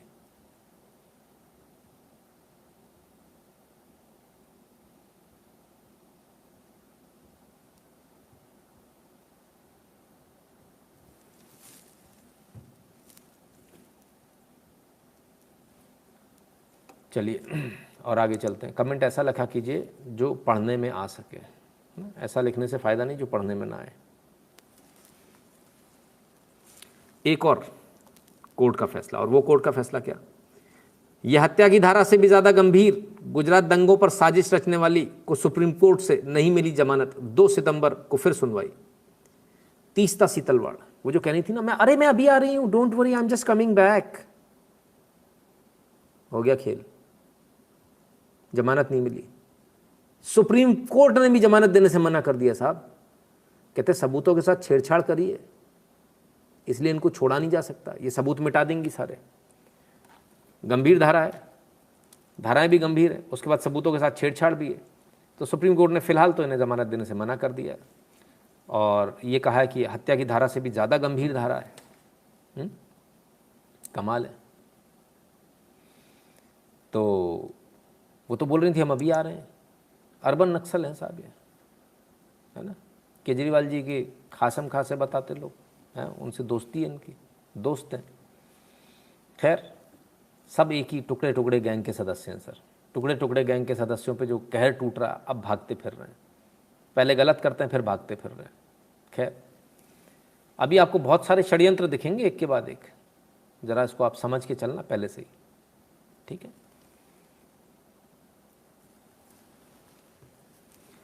With reference to certain media reports regarding the claims of India's first virtual school being launched today, it is informed that first virtual school of the country was already launched by NIOS in August 2021. NIOS यानी national institute of open school, इनको ये tweet करके press विज्ञप्ति जारी करनी पड़ी जिसमें इन्होंने बताया कि भैया हमने पहला जो वर्चुअल स्कूल है, भारत का पहला वर्चुअल स्कूल अगस्त 2021 में लॉन्च हो चुका था।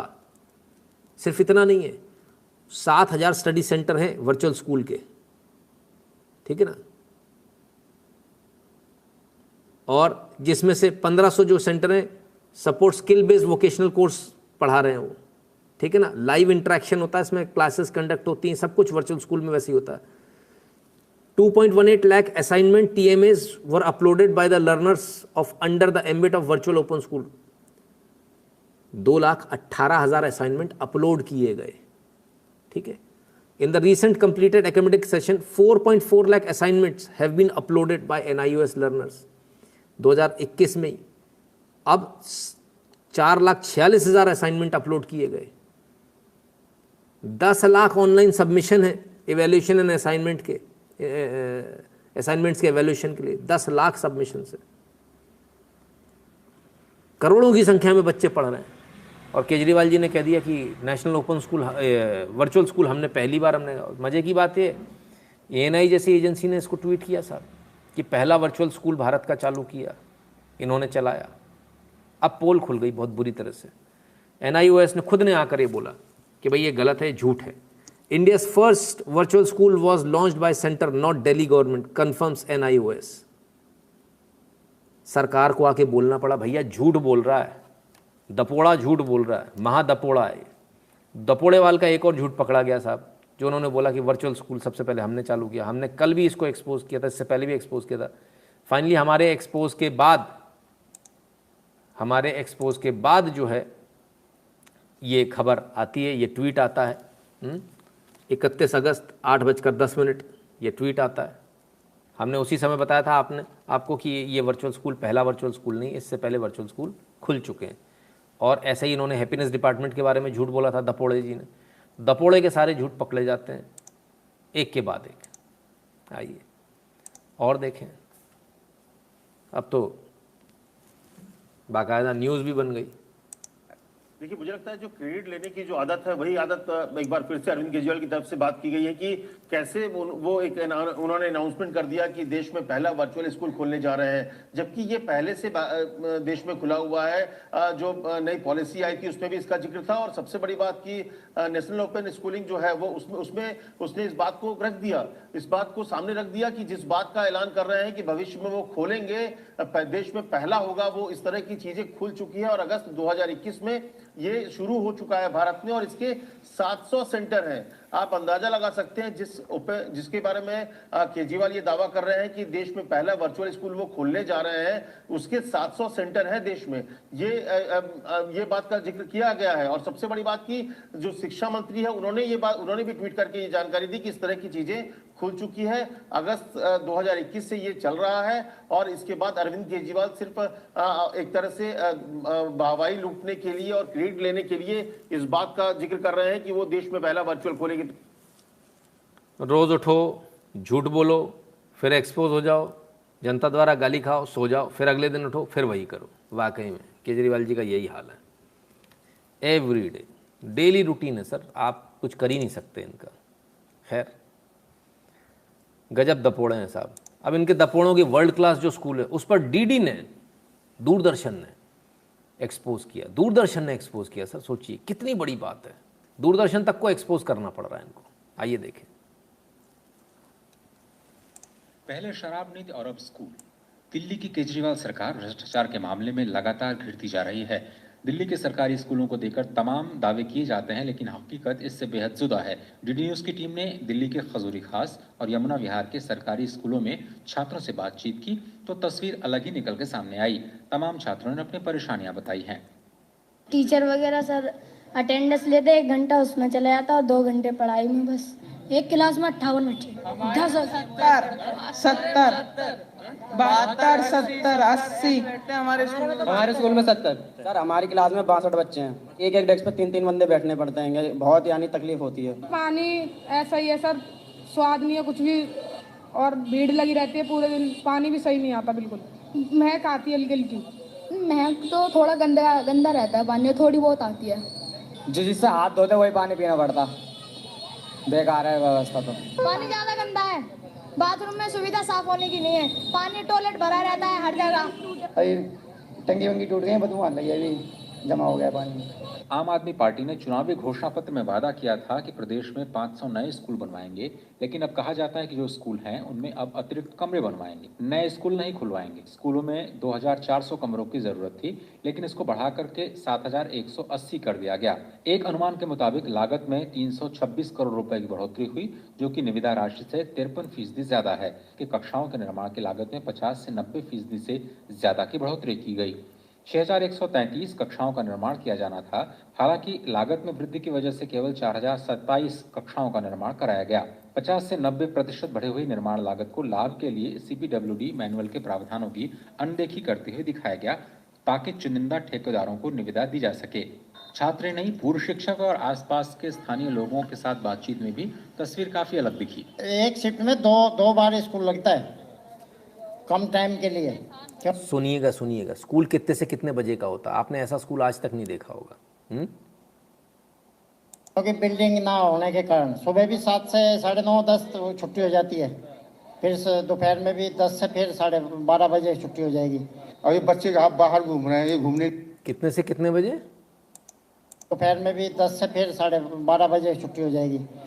सुबह भी 7 से 9:30 10 छुट्टी हो जाती है। 7 से 9:30 10 3 घंटा। आगे फिर दोपहर में भी 10 से फिर 12:30 बजे छुट्टी हो जाएगी। अभी बच्चे 2.5 घंटे का स्कूल है साहब। 7 से 9:30, 10 से 10:30 साढ़े 10 से 12, 10 से 12, 2 घंटे, 2.5 घंटे, 12:30। ऐसा कौन सा स्कूल आपने देखा? आपका स्कूल बच्चा जाता है कितने घंटे के लिए स्कूल जाता है? मिनिमम 6 घंटे तो कम से कम होते हैं, 6 से 7 घंटे के लिए स्कूल होता है। ये कौन सा स्कूल है भाई 2.5 घंटे वाला?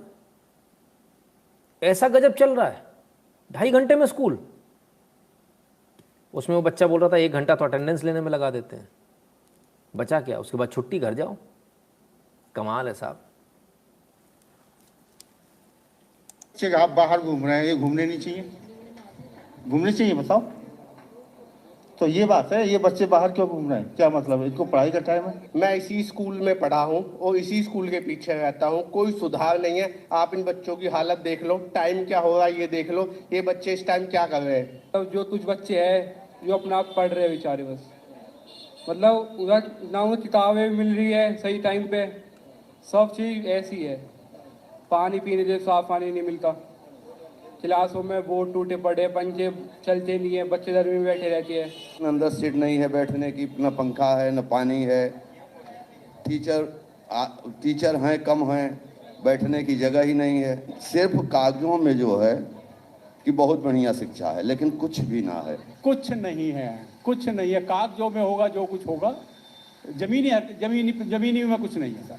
इन्होंने दावा किया था कि हम नए स्कूल खोलेंगे, कमरे बनवाना, नए स्कूल नहीं होता है। ये तो आपने रिनोवेशन करवा दिया कमरों का, कमरे बढ़ गए, ताकि कोई सुधार नहीं है। तो मुझे तो कोई सुधार लगता नहीं है। सारे दिन बच्चे इसके बाद अटेंडेंस के बाद बाहर घूमते रहते हैं। पढ़ाई में कोई सुधार नहीं है भाई, पानी भी गंदा आता है स्कूल में, पढ़ाई लिखाई तो वही पराठे वाली चल रही है सिस्टम में। जाहिर है ये वादे केजरीवाल सरकार की शिक्षा के दावों की पोल खोलते हैं। दिल्ली से राजेश राज और शैलेंद्र मिश्र के साथ bureau report, DD news. DD news देख रहे थे सर आप। वीना तिवारी जी, बहुत बहुत धन्यवाद। तो ये डीडी न्यूज़ थी आपके लिए, कोई प्राइवेट चैनल नहीं, कोई वो जो यूट्यूब वाले चैनल जाते हैं वो नहीं। क्लियर है? चलो साहब, तो ये स्थिति है। चलो भाई, अच्छा है।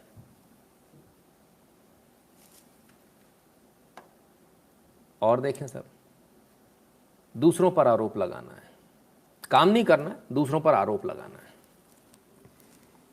भ्रष्टाचार के आरोप पर दिल्ली एलजी ने तोड़ी चुप्पी, अरविंद केजरीवाल को लेकर कही ये बात। क्या कहा? कहते हैं एलजी ने ट्वीट में कहा, मैंने दिल्ली के लोगों के लिए सुशासन, भ्रष्टाचार को जीरो टॉलरेंस और बेहतर सेवन का आह्वान किया, लेकिन दुर्भाग्य से सीएम अरविंद केजरीवाल ने हताशा में भटकाव की राजनीति और झूठे आरोपों का सहारा लिया है। भटकाव की राजनीति, झूठे आरोप, इसका सहारा लिया। कहते हैं मुझे फ़र्क नहीं पड़ने वाला है, मैं अपना काम ऐसे ही करता रहूँगा, ये आरोपों से मैं डरने वाला नहीं हूँ। साथ ही साथ मानहानि का दावा करने की बात कही इन्होंने, आतिशी से लेकर तमाम और इनके जो नेता हैं जिन्होंने इनके खिलाफ में बयानबाजी करी थी, उनके ऊपर अब जो है मानहानि का मुकदमा करने की बात हो रही है। तो साहब काम करेंगे नहीं, जवाबदेही है नहीं, दूसरों पर आरोप लगाएंगे, और जब कोई इनसे सवाल पूछने पहुंच जाए तब क्या होता है वो भी तो देख लीजिए। इन्हीं का समर्थक पहुंचा साहब, इन्हीं का समर्थक है ये सरदार जी।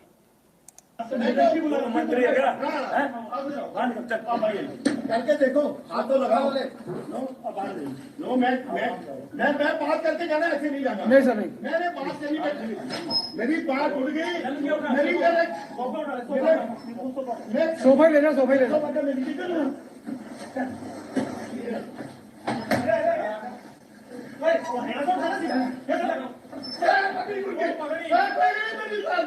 मैं पकड़ी मेरी मेरी पकड़ी जाती, मेरी पकड़ी जाती, इन्होंने जबरदस्ती उठा के मारा मेरे को।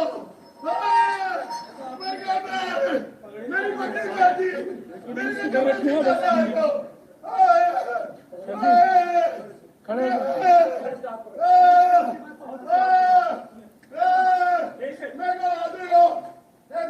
मेरे पुलिस भाई है, मेरा नहीं मांगा। अरे रवि साहब क्या करोगे? यहाँ तक ले जाओगे? चला दोगे?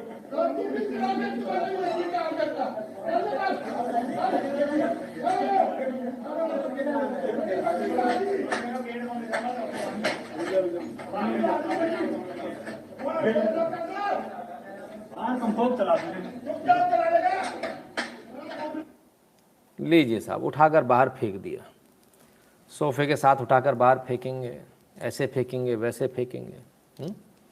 तो कुल मिलाकर ये स्थिति, अगर आप सवाल पूछेंगे तो ये दिल्ली का हाल है। चलिए, तो पंजाब में भी तो इनकी सरकार है। पंजाब में तो आजकल हर दूसरे दिन कुछ ना कुछ हो ही रहा है, और वो पुन्नू ते नुन्नू ते टुन्नू, उनके लिए खबर है, पुन्नू ते नुन्नू के लिए। आ भाई टुन्नू लाल, अपनी खबर ले लो। तो दी पनुआ आ तेरी लै की तू इस तरह हैगा वा, आ लो ये बुच्चड़ वाला काम है, क्योंकि ये लोग सानू नहीं मंजूर, है लोग साडे पंजाब दी शांति नूं भंग कर लग्या होया है। आए दिन चौथे ने वीडियो पा लूगा। डीजीपी साडे गौरव यादव जी हमेशा जिंदाबाद ने, जिंदाबाद रहेंगे। पंजाब पुलिस हमेशा जिंदाबाद है, जिंदाबाद ही रहूगी। ये अतवादी मुर्दाबाद, लाहौर बब्बर बुच्चड़, ये अतवादी गुरबंदर पन्नू मुर्दाबाद है, मुर्दाबाद ही रहूगा, बुच्चड़ बुच्चड़ रहेंगे। ये धमकियां दे रहा वीडियो च 2023 च पंजाब च कहना वोटां पैणे खालिस्तान दियां। और तू प्यो का पुत्त है ना, जे मां का पुत्त आ, तेरी एक भी वोट नहीं पैण देनी असीं। गुरसिमरन सिंह मांडा मैं, तेरी मां ने तो तेनों कपुੱਤ जम्मिया, आ तेनों चलाउणा होना, तेरी लै की तो ये आ। तू की समझ रखिया बई, तू की समझ रखिया बई,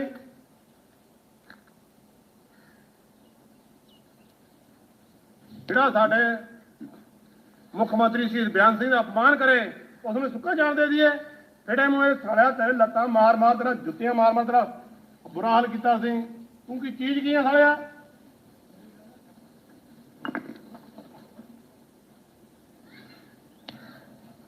आया होया भोग पाना है, कहना खालिस्तान बनाना, खालिस्तान की मां के सिर च बनाना है। खालिस्तान कदे नहीं बनूंगा, खालिस्तान मुर्दाबाद ही रहूगा। थले लैके इत्थे है साला कुत्ता है, जल भी नहीं रहा, तेरा यार साला है, ले कुत्ता है। ले भाई, अरे रे पुन्नू का बड़ा बुरा हाल हो गया। साडे मुख्यमंत्री साहब सारे सारा बयान सिंह इन्हों तो उत्ते जा रहे बुत पे लिखवाना मैं तेरा सारे का खालिस्तान, मैं भोग पाना सारे का।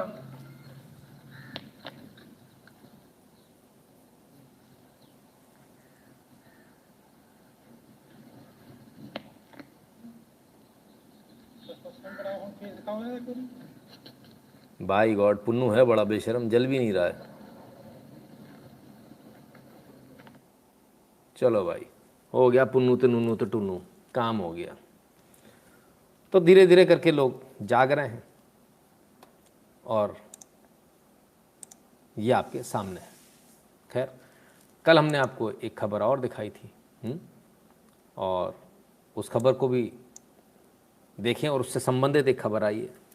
वो खबर क्या? पैसों के लिए बन गए थे ईसाई। पंजाब में कई परिवारों ने की घर वापसी। कई सारे परिवारों ने जो पैसों के लिए ईसाई बने थे उन्होंने घर वापसी कर ली। देखिए, पोल सामने खुल रही सर, पब्लिकली पोल खुल रही है। अब वहाँ के जो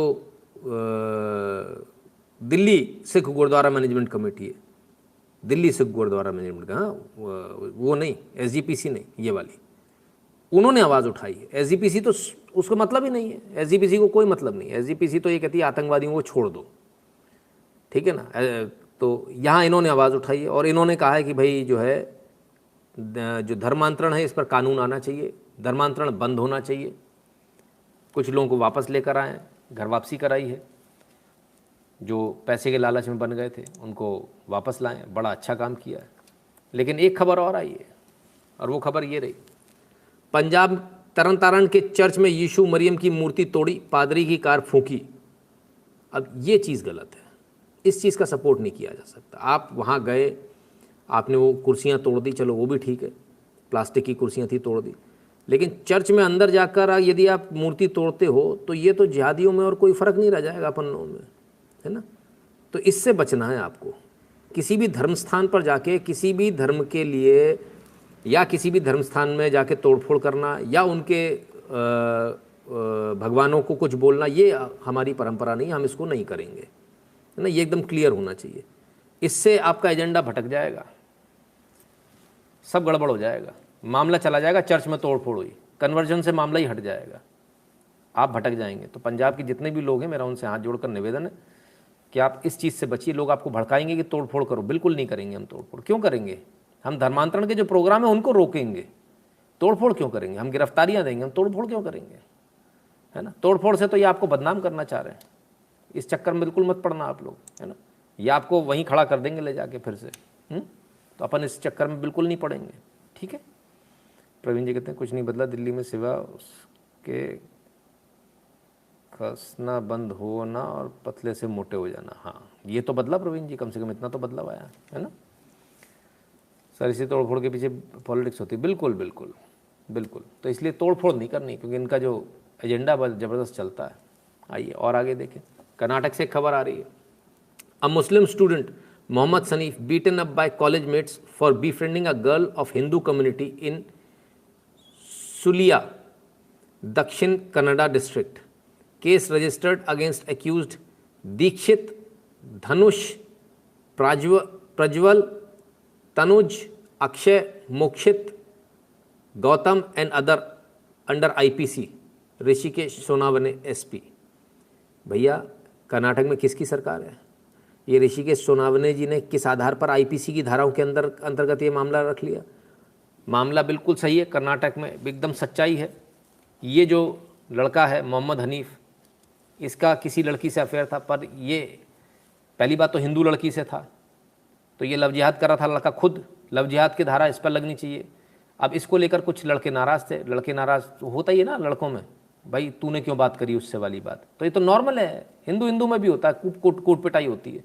इसमें तो हमने तो कभी धारा लगते नहीं देखा। SP साहब ने इन लड़कों को उठाकर बंद कर दिया कर्नाटक में, इन पर धारा लगा दी, इनका भविष्य खराब कर दिया आपने। आप क्या मैसेज देना चाहते हो कि स्कूल के बच्चे अगर इस तरह से करेंगे, कॉलेज के बच्चे अगर इस तरह से करेंगे तो आप उनका भविष्य खराब कर दोगे, ये मैसेज देना चाहते हो? कर्नाटक में सरकार किसकी है भाई? जरा नंबर घुमाओ, जरा उनको पूछो, जरा गृह मंत्री जी से क्या मतलब, चुनाव होने ना, कुर्सी पसंद नहीं आ रही है, कोई मामला हुआ है, बच्चों में मुकदमे कायम कर दोगे आप, उनका भविष्य खराब कर दोगे आप। समझाइश दी जाती है भाई, समझाइश दे के बात खत्म हो जाती है। कमाल है, बड़े हद है। अरे कोई बच्चे, ठीक है, ये तो हर स्कूल में, कौन से कॉलेज में ऐसा नहीं हुआ, जरा मुझे बताइए। हमारे यहाँ कोई भी ऐसा व्यक्ति है जो जिसको जो है जिसके सामने ऐसी घटना नहीं हुई कि तूने उस लड़की से क्यों बात करी और मारपीट ना हुई हो, किसी भी ज़माने का हो, वो 60s का हो, 70s का हो, 80s का हो, 90s का हो, 2000s का हो, ठीक है ना, 2010 के बाद का हो, ये तो हमेशा होता है। कमाल है। Great job Nitin, you are doing amazing, greetings from Switzerland, let me know where can I send some eggless Swiss chocolates, ओम नमः शिवाय। अवश्य, मनु शर्मा जी, है ना। तो खैर ये स्थिति है। नमस्ते, नींद लगी थी, अब जागा और लाइव आ गया। अरे वाह, क्या बात है, स्वागत है हेमंत जी। तो चलिए साहब, ये हालत है। आइए अब कुछ अच्छी खबरें भी ले लें। एलपीजी सिलेंडर प्राइस आज से 100 रुपये सस्ता हो गया। एलपीजी सिलेंडर जानिए क्या है रेट, केजरीवाल स्टाइल की खबर है, खुश मत होना। एलपीजी सिलेंडर सस्ता हुआ, सच्चाई है, पर कमर्शियल सिलेंडर सस्ता हुआ है।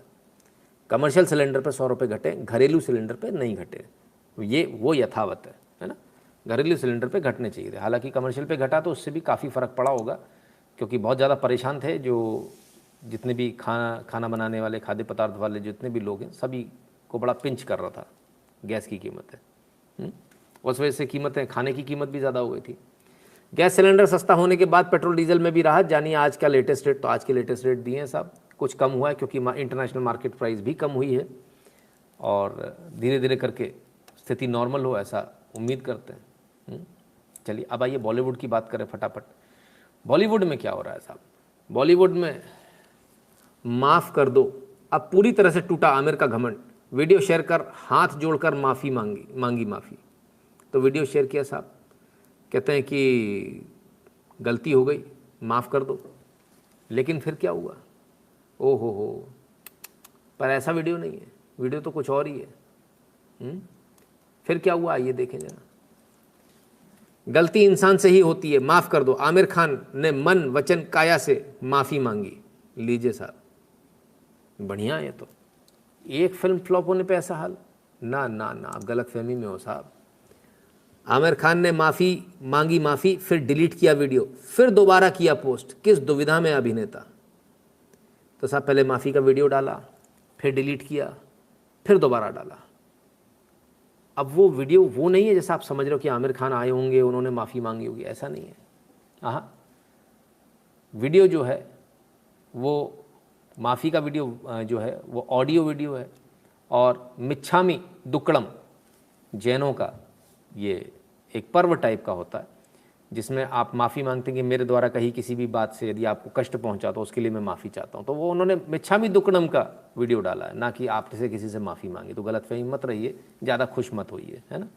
तो बहरहाल, लेकिन अब क्योंकि जैनों में सब पर्व होता है और ये बड़ा अच्छा पर्व है, हम सबको मनाना चाहिए। तो हम भी दोनों हाथ जोड़कर आप सबसे किसी भी तरह से यदि आपको दुख पहुँचाओ किसी भी कारण से पिछले 1 साल में या उससे पहले, तो उसके लिए हम आपसे माफ़ी मांगते हैं, उसके लिए क्षमा प्रार्थी हैं और तहे दिल से।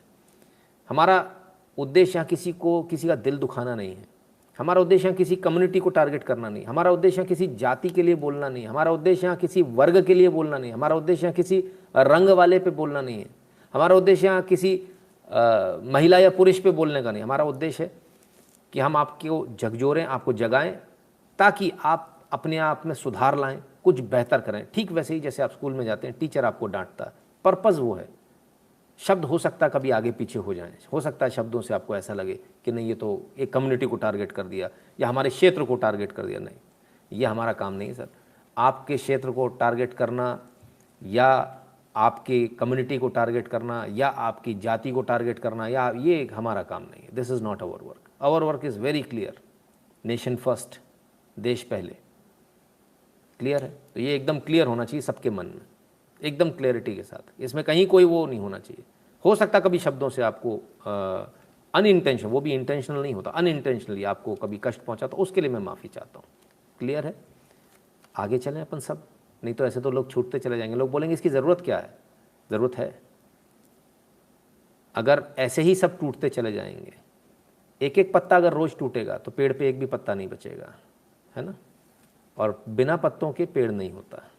ठीक है, चलिए आगे चलते हैं और अब बात करते हैं उनकी। इन्होंने तो माफ़ी मांग ली, लेकिन उनका क्या करें। एक मैडम है,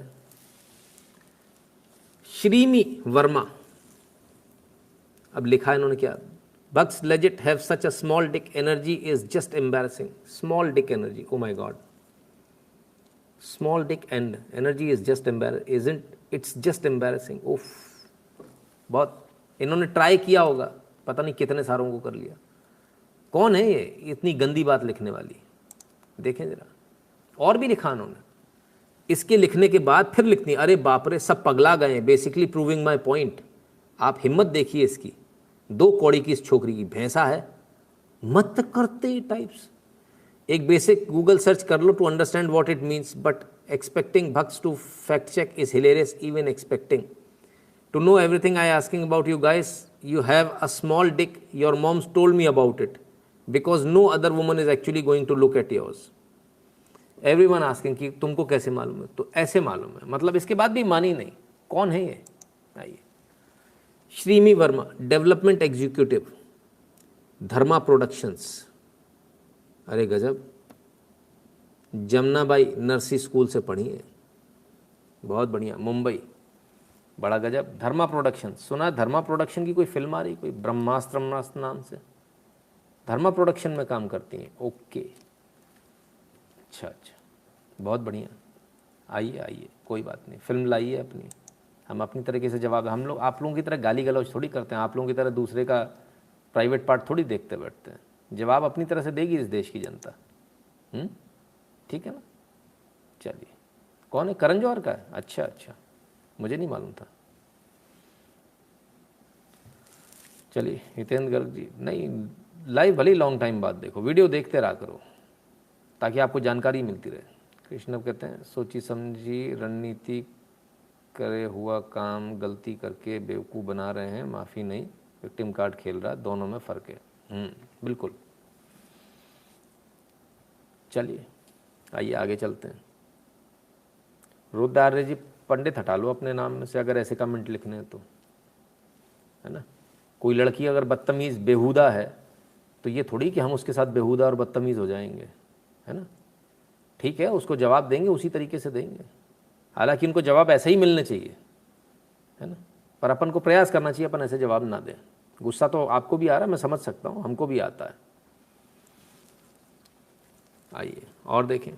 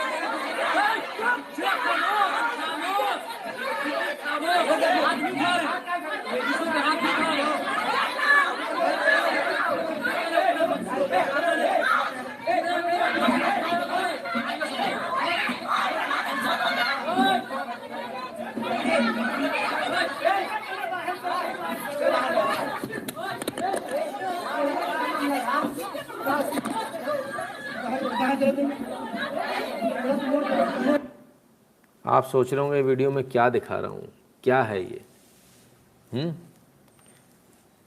अब्बू जान की शादी हो रही थी, 5वीं हो रही थी। अब्बू जान सुहागरात मनाने के मूड में थे, सब कमरे में घुस गए। तो पिछली 4 ने मिलके, उनके बच्चों ने मिलके अब्बू जान की लगे दुचाई, लगे धुनाई, लगे दुचाई करी। ओहो, सुहागरात मनाने जा रहे थे, कूट रात मन गई अब्बू जान की। अब्बू जान 5वीं, अरे अब्बू को ही बच्चों ने कूटा। रे पहली बार ऐसा हुआ, शाबाश बच्चों, वेरी गुड, बहुत बढ़िया। ऐसे हरामखोर बापों को कूटना ही चाहिए। मैंने हद हो गई यार, 5वीं शादी करने जा रहा बंदा, बच्चे देखो उसके कितने बड़े हैं। अबे थोड़ी शर्म कर भाई। दिए मिला मिला के रैपटे अब्बू में ही। अरे राम राम राम, अब्बू क्यों ऐसे कर्म करते हो? सही पिटे, कोई नहीं, बढ़िया है। सर दम दंड भेद is what Bollywood is doing. हाँ, श्याम दाम दंड भेद, बिल्कुल मोहन जी। कपिल जी कहते हैं they are threatening YouTubers now to not review. Threatening YouTubers कुछ नहीं होने वाला सर, रिव्यू तो हम करेंगे, इनके पापा भी कुछ नहीं कर सकते। खैर हाँ, पोते पोतियों ने भी खूब कूटा सर, तो कमाल है। और एक वीडियो और आया सर, बड़ा वायरल वीडियो है, नौकरी चाहिए हमको, सरकारी नौकरी। आओ देखो जरा। पांचवी थी। कैसा क्या एग्जाम बताइएगा? बढ़िया था। बढ़िया था जी सर। कितना क्वेश्चन सॉल्व किए हैं? 80-85 मार्क दिया है। 80-85 मार्क? हाँ। अच्छा, तो टोटल आपको जैसे कहा जाए पेपर आपको कैसा लगा? अच्छा लगा है, जो दिए हैं तो भरोसे है। भरोसा है जी। तो अभी कहें कि एग्जाम की टीसी बहुत हार्ड पेपर आया हुआ था। नहीं, वो तो अपना अपना सब एथी है, ठीक है ना। हाँ, सब अपना अपना है, जिसका जो समझ में आएगा वो लिखा है, ठीक है। टोटल मतलब कह दीजिए कि आप 80 से 85 मारे हैं। जी। आपका जोन कौन सा है? मतलब आपका बोर्ड कौन सा, बोर्ड से फॉर्म अप्लाई किए हैं? और तो मध्यम से किया। अच्छा, मध्यम मतलब नहीं समझे हम। संस्कृत विद्यालय। संस्कृत विद्यालय। नहीं, वो हम नहीं पूछना चाह रहे हैं। हम पूछना चाह रहे हैं ना कि आप कौन सा बोर्ड से फॉर्म अप्लाई किए हैं? बिहार से है। बिहार थोड़े है, या हाजीपुर ना होगा? हाजीपुर से किए हैं? नहीं, हाजीपुर से नहीं किए हैं। नहीं। कहाँ से किए हैं?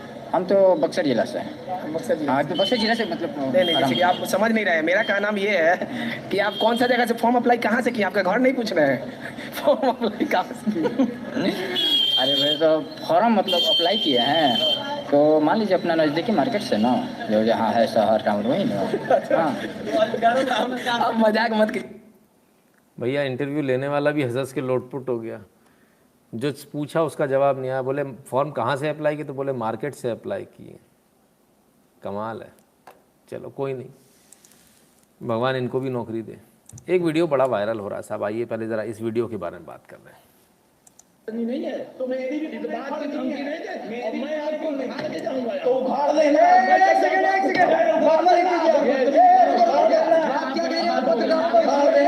कहिए कि मैं को तो मेरी कुछ उखड़नी नहीं है, तो मेरी भी इस बात की कहिए कि मैं को तो मेरी कुछ उखड़नी नहीं है, तो मेरी भी इस बात की धमकी नहीं दे, और मैं आपको उखाड़ के जाऊंगा। तो उखाड़ लेना। आइए अब समझिए इस मैटर को। उत्तर प्रदेश पुलिस का ये मैटर है, कल्याणपुर थाने का है। मनोज कुमार पाठक जो हैं, जो सामने आपको ऐसा ही दिख रहे हैं वो है, और इनको जो है पत्रकार, जो आप जानते हैं प्रिंट मीडिया वाले कैसे पत्रकार होते हैं और आजकल कैसे पत्रकार हैं, उन्होंने घेर लिया और जो है बहसबाजी करने लगे। तो उन्होंने बोले कि तुम्हारा ट्रांसफ़र करा देंगे। बोले तुम मेरा कुछ नहीं उखाड़ पाओगे। बोले नहीं, तुम्हारा ट्रांसफ़र करा देंगे। ये जो यहाँ पर जो पत्रकार महोदय हैं, ये यहाँ पर जमे हुए हैं काफ़ी लंबे समय से। तमाम इनकी ब्लैकमेलिंग के धंधे तमाम सारे चलते हैं। तो इस पर एसआई ने बोला कि बोले मैं तुमको उखाड़ कर ही जाऊँगा यहाँ से, मैं जब भी जाऊँगा, लेकिन तुम्हारा ये गोरख धंधे जो है ना, इन सबको उखाड़ कर जाऊँगा, जो काले धंधे काले कारनामे तुम लोग करते हो। तो इतना सा वीडियो चलाया, पूरा वीडियो चलाने की हिम्मत नहीं हुई इनकी। पूरा वीडियो चलाइए ना, 5 मिनट का वीडियो, 13 सेकंड की वीडियो से कैसे काम बनेगा। बहरहाल पुलिस ने कहा कि इस पर कार्रवाई करेंगे और सभी चीज़ों को देखने के बाद फिर देखेंगे। चलिए, पत्रकार का नाम भी कोई ना कोई होगा, त्रिपाठी जी अपना वाला ही होगा। पत्रकारिता में तो सारे अपन ही भरे हैं, है ना। आइए अब एक बड़ी हृदय विदारक घटना है। ये बच्ची रो रही है। ये बच्ची इसलिए रो रही है क्योंकि इसका हाथ काट दिया गया। बिहार की ये घटना है साहब। अब ये क्या हुआ जरा समझिए। ये बच्ची गई थी, इसके कान में दर्द था, तो कान दिखाने अपना हॉस्पिटल गई, सरकारी हॉस्पिटल, और वहाँ जो है नर्स ने इसको गलत इंजेक्शन लगा दिया। गलत इंजेक्शन लगा दिया तो इसके हाथ में इन्फेक्शन हो गया। इसके हाथ में इन्फेक्शन हो गया तो इसका हाथ काटना पड़ा। फिर इस बच्ची की शादी थी, शादी टूट गई। इस बच्ची को अपंग बना दिया बिहार के सिस्टम ने। बताइए, 20 साल की रेखा और महावीर आरोग्य संस्थान में ये अपना इलाज कराने गई थी पटना के, और अस्पताल की लापरवाही की वजह से हुआ। महावीर आरोग्य संस्थान अस्पताल का नाम है। गई थी अपने कान का इलाज कराने और गलत इंजेक्शन लगा दिया, जिस वजह से जो है 11 जुलाई को इसका कान का ऑपरेशन हुआ था। नवंबर में रेखा की शादी थी, शादी तय हो गई थी, शादी टूट गई, और पुलिस जो है एफआईआर दर्ज नहीं कर रही है। पुलिस कहती है एफआईआर दर्ज नहीं करेंगे। जब इस बात को लेकर ज़्यादा बातचीत हुई तो जो नर्स वगैरह है, अस्पताल जो है, उन्होंने धमकी भी दी है इनको कि भाई आप ज़्यादा इसको मीडिया हाईलाइट मत करो। ये तमाम सारी चीज़ें हैं साहब। तो क्या बोलें, FIR भी दर्ज नहीं हो रही। ये सुशासन है बिहार का, ये बिहार का सुशासन है। भैया जब भी हॉस्पिटल जाइए सोच समझ के जाइए, जो भी दवाई आपको लग रही है आंख बंद करके मत लगवाइए, देखिए कौन सी दवाई पर्चे पे लिखी हुई है और देखिए कि कौन सी आपको लग रही है, उसकी एक्सपायरी डेट चेक कीजिए, उसके बारे में इंटरनेट के ऊपर सर्च कर लीजिए कि वो दवाई किस लिए लगेगी। इस बच्ची की पूरा जीवन खराब कर दिया, बड़ा बुरा हाल है। खैर चलिए आगे चलते हैं, इंटरनेशनल न्यूज़ ले लें। और इंटरनेशनल न्यूज़ में सबसे पहले पड़ोसी की ले लें। पाकिस्तान में 500 रुपये किलो टमाटर और 400 रुपये किलो प्याज। अब महंगाई से बचने के लिए भारत के आगे फैलाएगा झोली। पाकिस्तान में इतनी सस्ता है ना, वहाँ पर पेट्रोल वेट्रोल लोग कहते हैं बस सस्ता है, भरा लो। 500 रुपये किलो टमाटर है और 400 रुपये किलो प्याज। भारत में क्या भाव है? मेरे ख्याल से 15 या 20 रुपये है शायद टमाटर है। 500 रुपये किलो, बल्ले बल्ले। 400 रुपये किलो प्याज, आई बल्ले बल्ले। ना बना लो, मीट वीट बना के खा लो। बकरा सस्ता है साहब, मीट सस्ता है, टमाटर और प्याज महंगा। आप कैसे बनाओगे? बकरे कूद रहे हैं इस समय, बोले जय मोदी राज, ऐसी होना चाहिए। बकरे खुश, मोर देन हैप्पी, कमाल है। तो ये स्थिति है साहब। टमाटर और प्याज, टमाटर 20-25 रुपये बता रहे हैं, हम 20 लेते हैं, आप 25 रुपये ज़्यादा ले रहे हो, महंगा ले रहे हो भाई साहब, महंगा ले रहे हो भाई। नहीं थोड़ा मंडी वंडी जाइए, उधर से देख कर आइए, इतना महंगा महंगा काहे के लिए लेते हैं।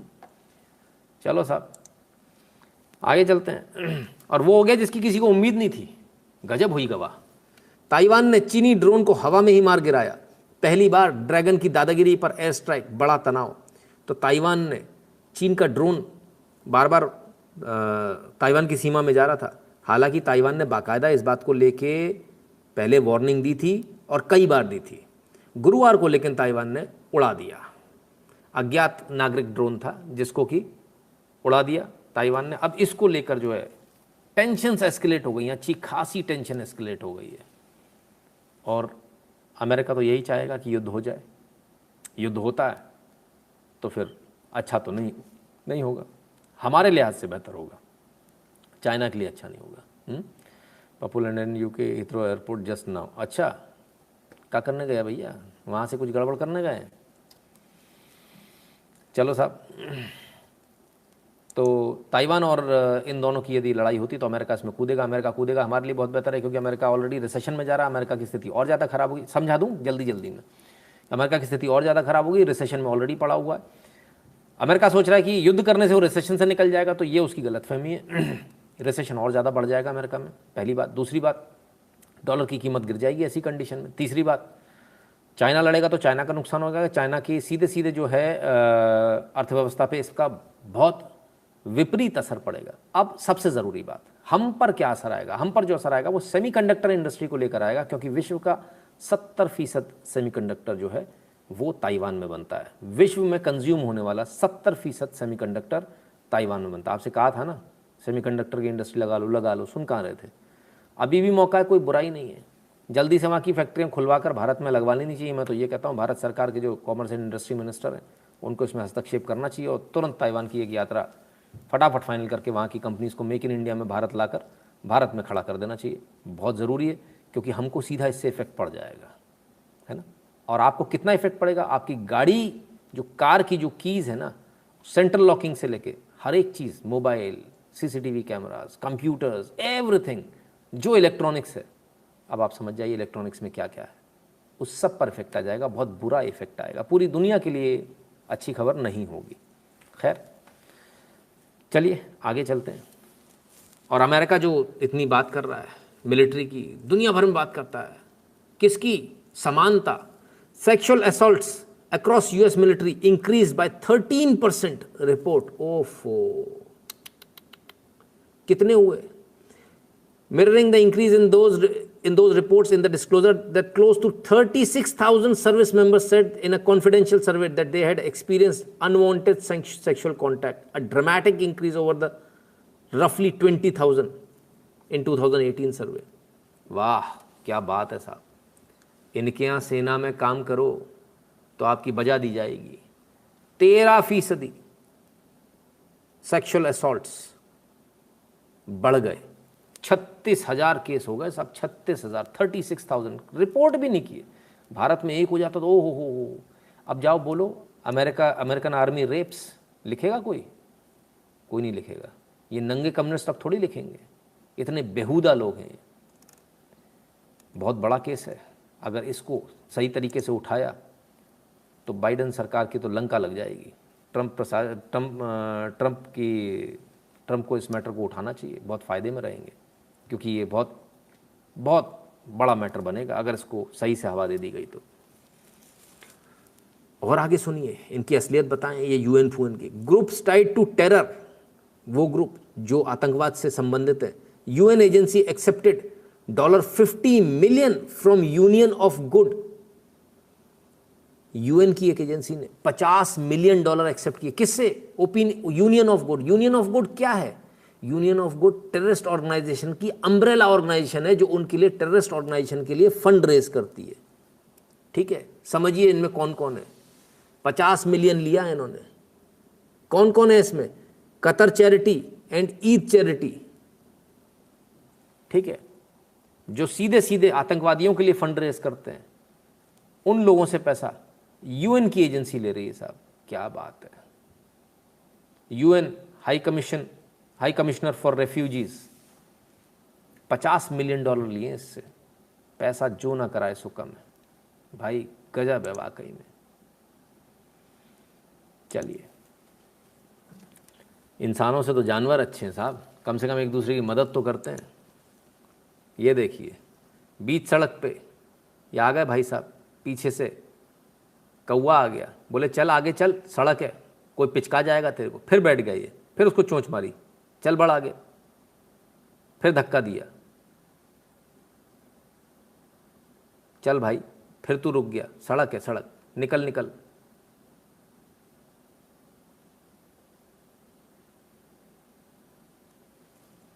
और हम होते तो क्या करते?